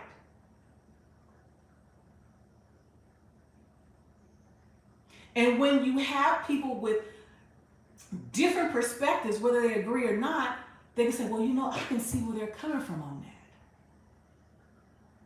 I can see where they're coming from on that. I might not choose to go down that road, but I see where they're coming from on that. Because again, it's not the echo chamber. I don't need that. I don't need that.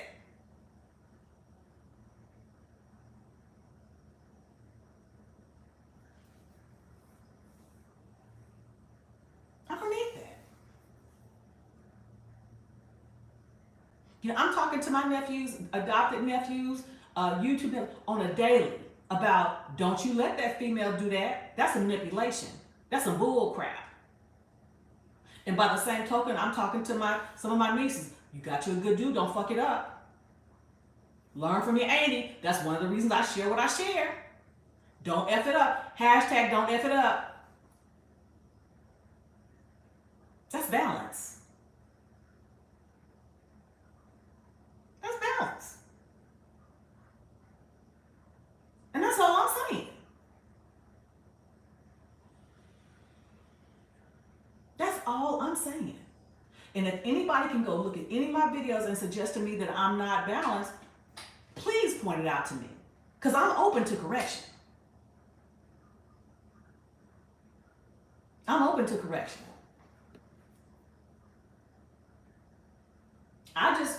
One of my YouTube nephews the other day, I literally cussed him out. I'm like, what the F are you doing? She's playing me. Rock up. I said, I know you love her, but she don't love you the same. And you worth more than that. Don't you let her do that to you. So the proof is in my pudding. You heard? The proof is in my pudding.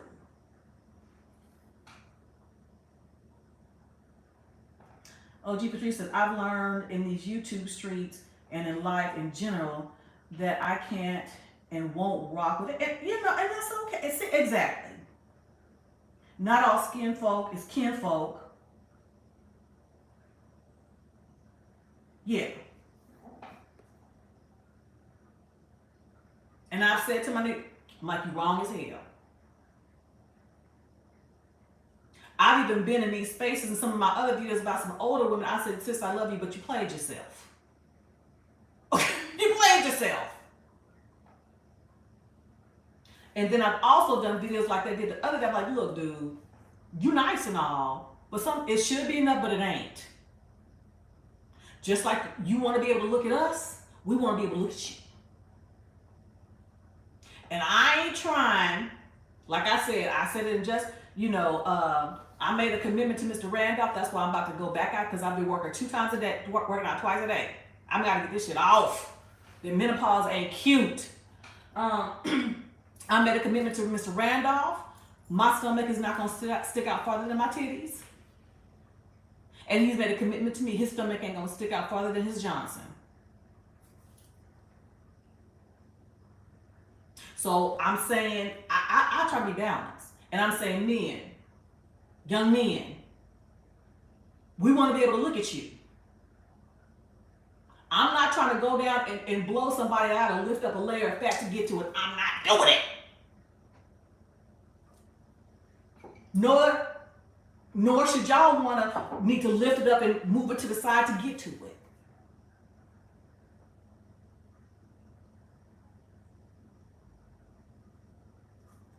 That's balanced. What's balanced is, ladies, you can make the decision, okay, you got a kid, maybe 2. You don't have to have a child for every man you with. Especially if you ain't married.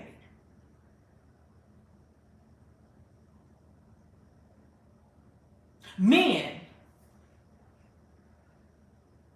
you ain't got to shoot up the club with every female you with either. Especially if you know you're not trying to be a batter. That's balanced. That's balanced.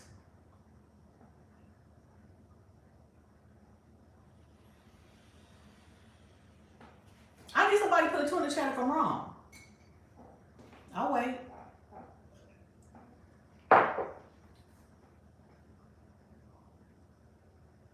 What's balanced is my nephews, a biological, adopted, otherwise.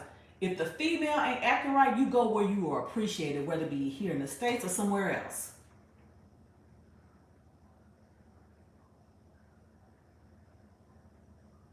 To my nieces that are really trying to be about women wanting to be married and all that. Nieces, listen. Let your honey see your hair sometime.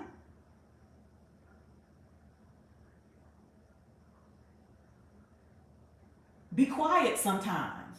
I done told my niecey poo, be quiet. Shut up. Shut up. But by the same token, you ain't got to just accept shit on the strength. Yeah. That's what I'm talking about. So that's balance. You're going to get that from me. You're going to get that from me. Because shout out to the Queen Mother, Scheherazade Ali. She said, regrettably, it may take us another 40 years to reverse it because it definitely took us longer than 30 years to get here. And see, here's the thing that I struggle with. You hear from the Queen Mother herself that everybody in this space seems to have respect for, as they should, but they pick and choose as to what she's the. Everybody in the manosphere space, damn it. And I'm generalizing, I ain't everybody. The majority of people in the manosphere space have been talking about Queen Mother, what she was saying 30 plus years ago. She just said the other week that in the 80s and 90s, it wasn't easy to love our men then. The hell? But y'all gonna gloss all over that. This came out the Queen Mother's mouth herself. And she also said that now you have the children, grandchildren, and even some great-grandchildren that are procreating, which has brought about what we have now. The Queen Mother said it. So we don't overlook, even in her, out of her own mouth, there's some culpability even on the men. She even said to the women, yes, there were women in the crack era who weren't being mothers. She said, the Queen Mother herself said mothers and even some grandmothers were on that stuff. So who was raising the kids? And then you have the offspring of those getting together now when we are effed up. So we just supposed to ignore that? Ignore it?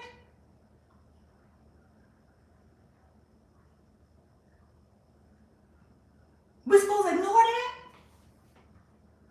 Yes, sis, two things can be true at the same time. Yeah. We gonna ignore that? The Queen Mother said it. I don't know how to do a link here. Because I went live. This is not StreamYard, so I don't know if y'all tell me this is not a StreamYard. I just went live.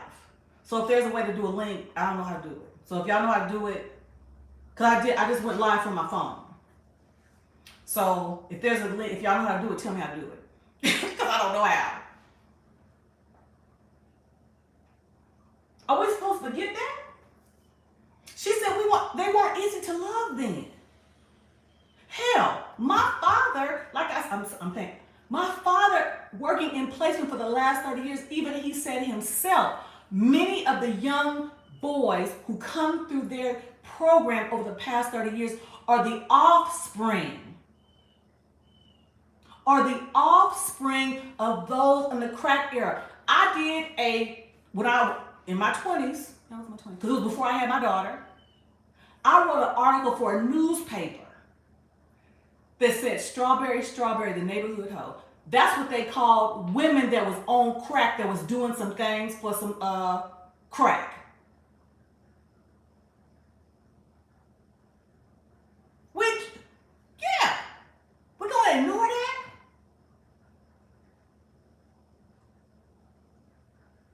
on now. I need.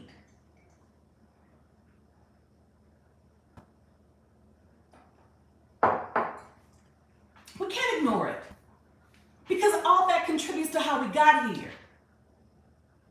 And then women like me bought into the bullshit. Bought into it. Hook, line, and sinker. Bought into it. Didn't know I bought into it, but I bought into it. My mom even talked about, my mom is like, in Shahrazad Ali's age, bought into it. Didn't realize they bought into it. Another thing, let's be clear. When Queen Mother talked about how in the 90s, they took out shop, woodwork, and home economics, I remember that happening, not realizing the impact that it would have. And we were right in the middle of it. Right in the middle of it. I remember them taking that out of our schools after I had left. Not thinking far ahead down the fact, okay, when I had never considered, not even made the correlation, because in the 80s, many of the people in Oklahoma City worked for GM. A lot of those jobs, they learned how to do that stuff in woodwork, in shop, all those things that were in the schools. It was in the middle of it happening and did not see what was going on. It is possible. Yes, and removing art and music. All of those things happen because, again, I learned how to bake cookies in home economics. My mother learned how to sew in home economics. Again, like the Queen Mother said, those were jobs.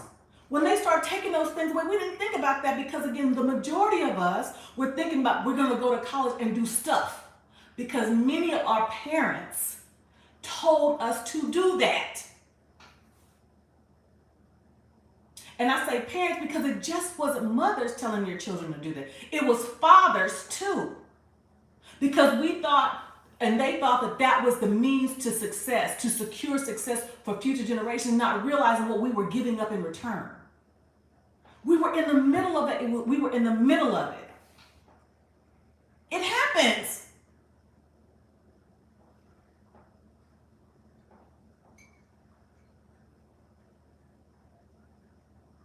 And see, shout out to Lady Hell. And you make a good point because, see, my girlfriend, Joy, and again, it goes to the money. My girlfriend Joy, in the conversation we just had last week, they live in Loudoun County in Virginia. I think one of the wealthiest counties in America. They have woodwork, they have home economics, they have all that. But see, at a time when I was growing up, it didn't matter what your county was. Every school had it. Every school had it. See, exactly. And here's another thing. I'm going to go ahead and throw this one in for free. Just talked to my dad the other day. And that's what, even with our young, I'm going to go ahead and go there. My dad works in placement like I told you. He's been in placement for over 30 years. The majority of the kids when he first started 30 years ago were black and white. Now the majority of the kids over the past 10 to 15 years are mostly Hispanic. In that placement program, they offer culinary arts to get a culinary certificate, food prep certificate, woodwork, shop. Guess who he told me is taking advantage of the opportunities that are there? I'm going to give you an opportunity to tell me who do you think is taking the most, making the most out of the opportunities there. I'm going to give a moment to tell. Who do you think are making the most of the opportunities that are in placement, which are the culinary certificate, the food handling certificate, the woodwork, the shop, the welding. This is offered to these young men in placement. Who's taking advantage of the opportunities?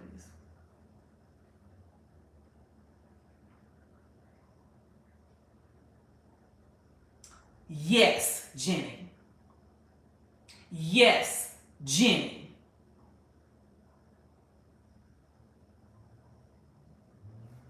Yes, Jenny. Yes, Lady Hill. But yet at the same time, we'll say that our women don't want the average guy. I'm not saying that that's not true. I overlooked them. But a lot of times it wasn't that I overlooked them because I thought I was better. A lot of times I didn't look them because we weren't operating in the same circles. And that's just a fact. Just like with celebrities. A lot of times they end up marrying celebrities because that's who's in their circle.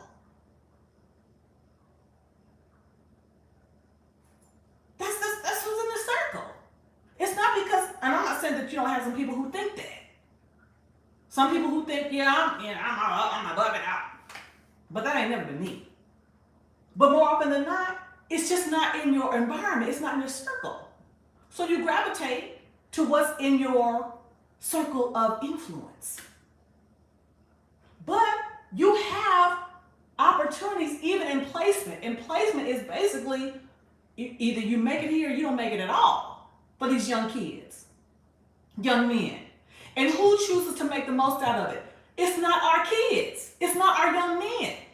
So are we going to overlook that?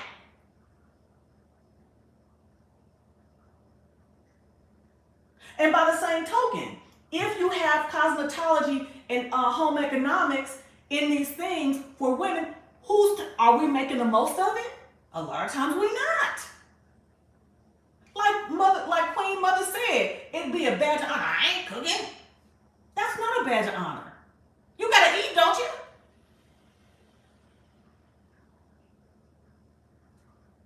I'm just talking about keep it balanced.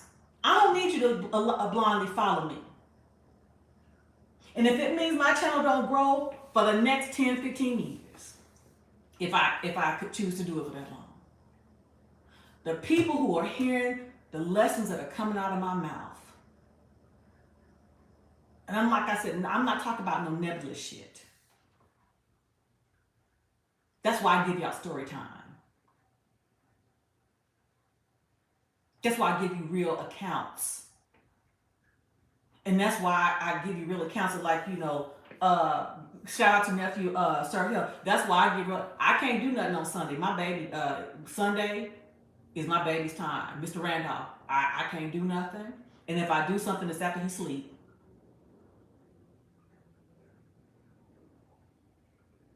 Because I done made the mistake of being nowy. Shout out to Woman King. Being nowy, having a good man who wanted to take care of me and wanted to protect me, but because I wasn't familiar with it, I listened to my sisters. I listened to my friends. I've been that.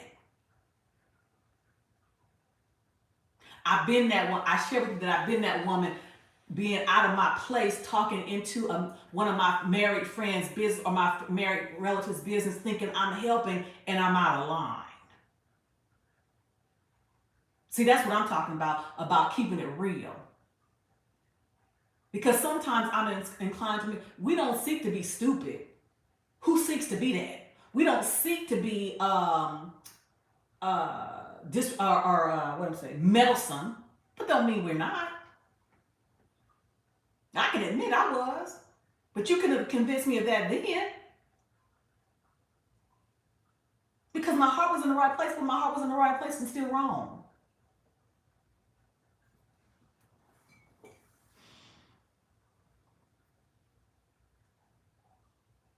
And Emil said the Hispanics, and they have their own businesses. Absolutely, let me tell you something.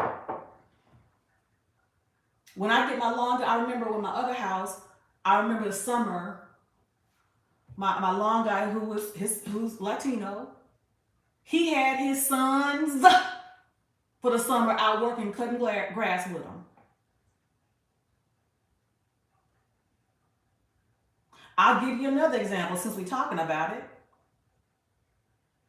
My other house, y'all know I had a pool. Okay, the house had a pool, but the house before that I had a pool when I was renting it. And my pool guy, Caucasian guy, I loved the way he worked for a company at the time. And I remember I loved the way his customer service, because even though he worked for a company, the company was always recommending, well, Miss Jones, you need to do this, you need to do this. And he said, Miss Jones, you don't need to do that. I'll tell you when you need to do this. Because they was trying to sell me some stuff. And I told him, I said, you need to venture out on your own. I said, because, he's, I'll think about that. So when he finally ventured out on his own, and I moved into the other house, I said, I want him to take care of my stuff. And he was still working for a company at the time, and the company said, well, that's not in his neighborhood, and, I'm going to have so-and-so. I said, no, you don't understand what I'm saying. Either I want him to take care of my pool, or I'm taking my business elsewhere. So they made it happen. So he continued working with the company, and ultimately he ventured out on his own, and I was so proud of him. And I told him, I said, you need to, and as he was growing, because he was good, he was trying to find people to work. This is before COVID. Trying to find people to work. Guess who would? He hired a couple of Hispanic young men. He hired a couple of Caucasian young men. He hired a couple of black young men. Who maximized the opportunities that he was giving them?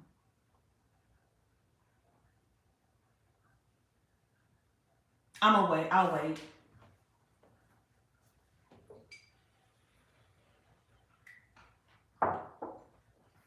And while I'm waiting, each time that these young, and I said to him, I said, you might want to go to either some community college or even some high schools, because this is money that they can be making, and they can learn, pools, and learn and go out on their own like you did.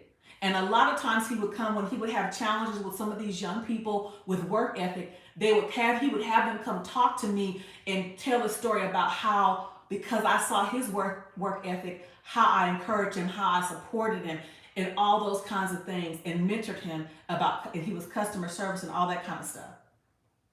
Before he would let them go, because what? They didn't want to work hard. They didn't want to work.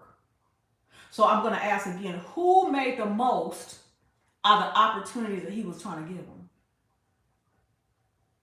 Because everybody ain't going to college. It ain't for everybody, and nor should it be. Who made the most of the opportunity this young entrepreneur was trying to make for these people? Thank you. Are we going to ignore that?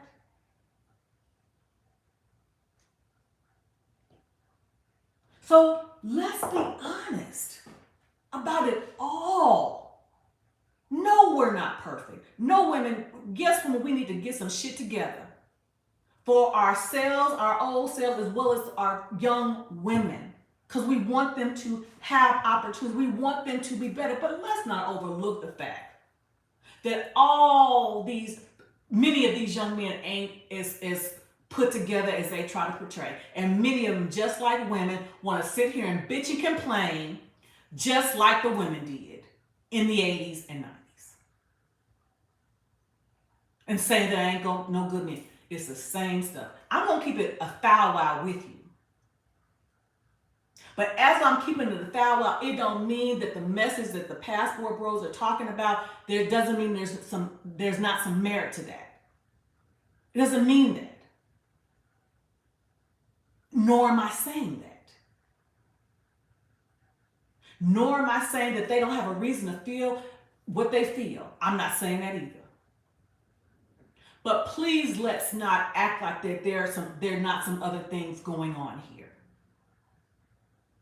Please, let's not.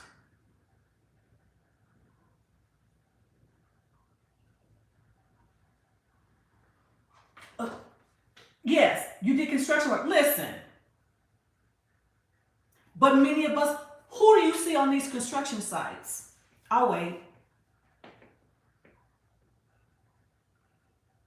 Who do you see when you see work going on in the city, whether it be paving the roads or whatever?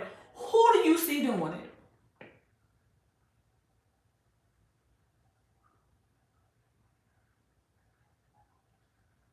I need to know.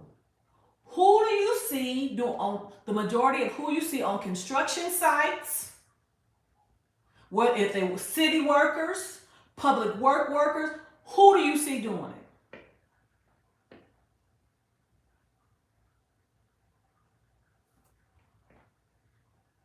Good morning. morning, Mr. Randolph Jr.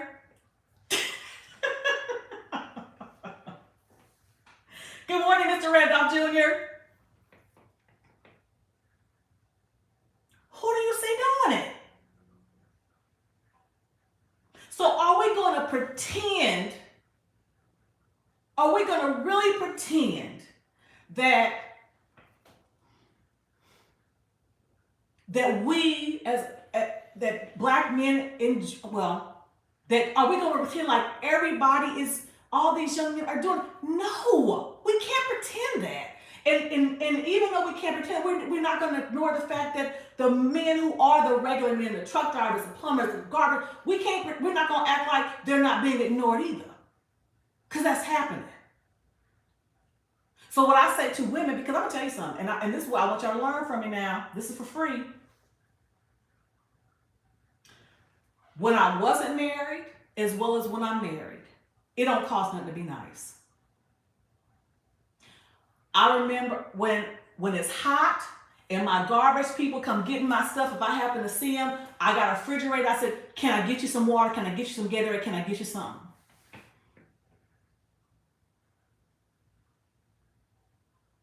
It don't cost nothing.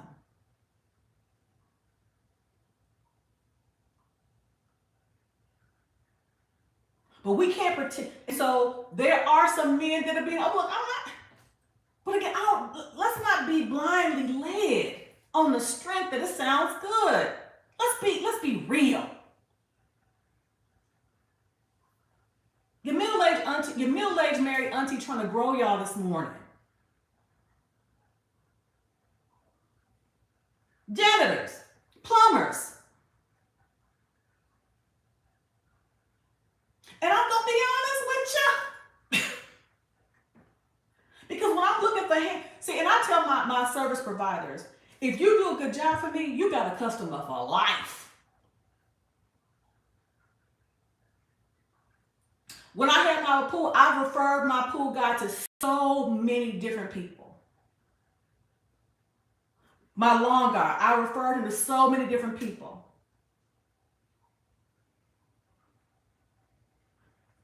You got a customer for life. And so when I'm looking for, if I don't have a service provider, if I had plumber and I'm looking for a plumber, blah, blah, blah, and locksmith, I go to the local things, find out who's there. And I'm not gonna lie, I look for those that are black owned. I ain't ashamed to say that. But regrettably, it ain't a whole bunch of us.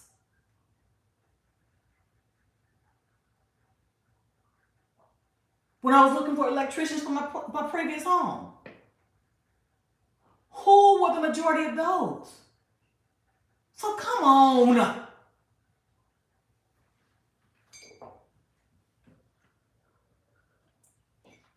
I've been going an hour and a half. Oh, wait a minute. It's an hour and a half? Come on. So all I'm saying, like I said, you know, the blind loyalty, that's cute, but is it really helping?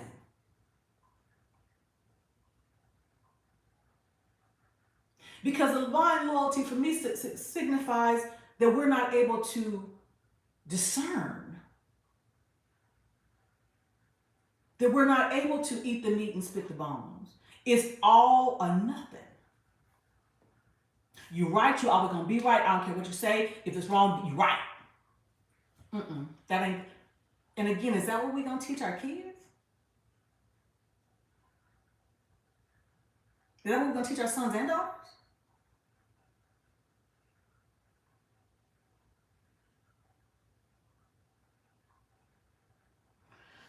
Oh, Lord. I've been on a rant. I've been here much longer than I anticipated. But I had to say some stuff.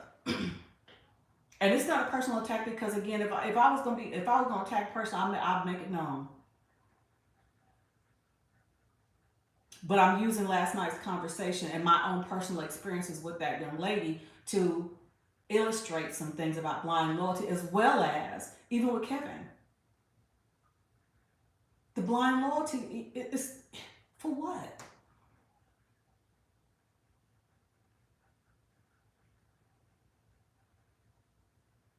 For what? I don't need my ego stroked that bad. I just don't.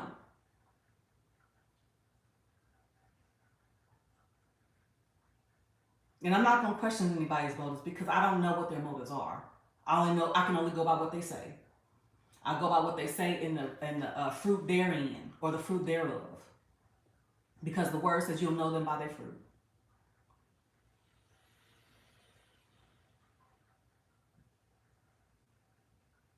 But one thing is for sure, what you don't never find, and if you do find it, I want my moms to kick it out. I'm not gonna be having people being disrespectful to other people in my chat, even if I don't like you. Because even when I think Courtney did her response to Chantel, and there were people in her chat trying to, call her name. I was like, no, we're not doing that here. And I was deleting comments. We're not doing that. And that wasn't even my channel. She didn't ask me to do it, but we're not doing that over here.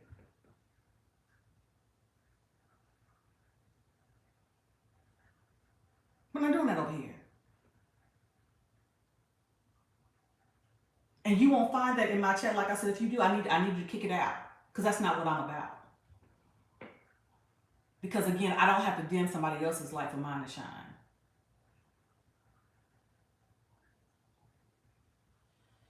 Like my ring. Hey! Okay.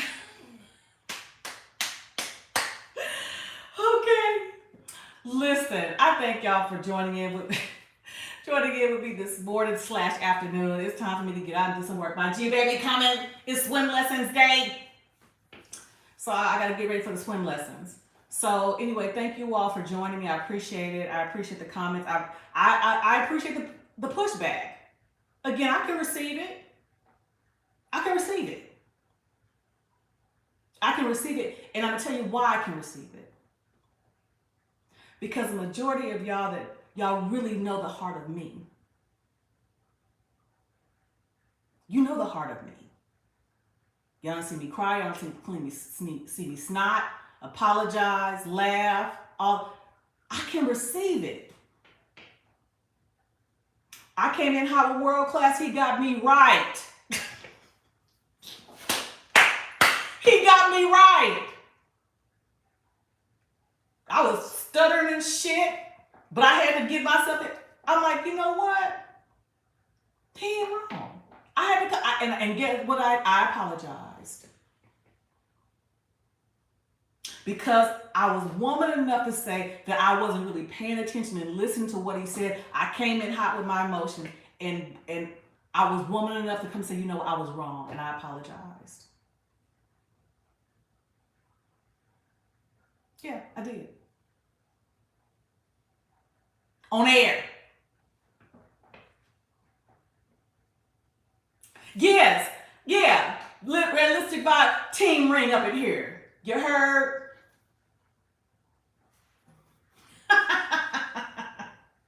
You know what, realistic? We need to do a live together. We need to do you and I need to do a collab because both of us have learned some things. We've learned some things. You've been through some things that I've seen in your commentary, and I've been through some things. And thank God we came through on the other end and we can still, reap the benefits of the lessons learned. And that's another reason that I told Miss Run, you ain't going nowhere. I done waited my whole life for you. You understand me? I done waited my whole life for you. I'm like the woman in Coming to America. Whatever you like. What do you want for dinner? Whatever you like. What do you want to watch for TV? Whatever you like. Seriously. And gratefully I can be like that with him because he's that kind of man is worth it. Because the problem is many of us do that for the man that does not appreciate it. Because there are those. But when you recognize a good one and you got your mind right, and that's another reason why I'm trying to grow y'all so y'all don't have to go through the shit I've been through to get your mind right. Learn. I'm not Jesus, but I think the word said learn from me. Okay? You better learn something. I waited my whole life, and I said, I don't care if we got 5 years, 10 or 20. I'm going to relish and be the best wife I can be for you because I done waited my whole life to be it.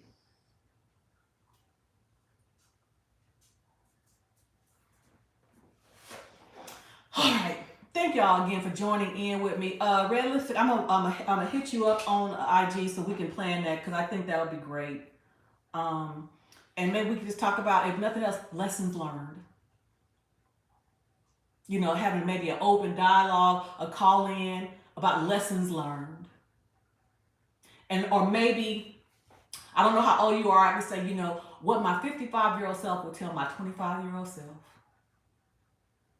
Or maybe what would I tell my younger self?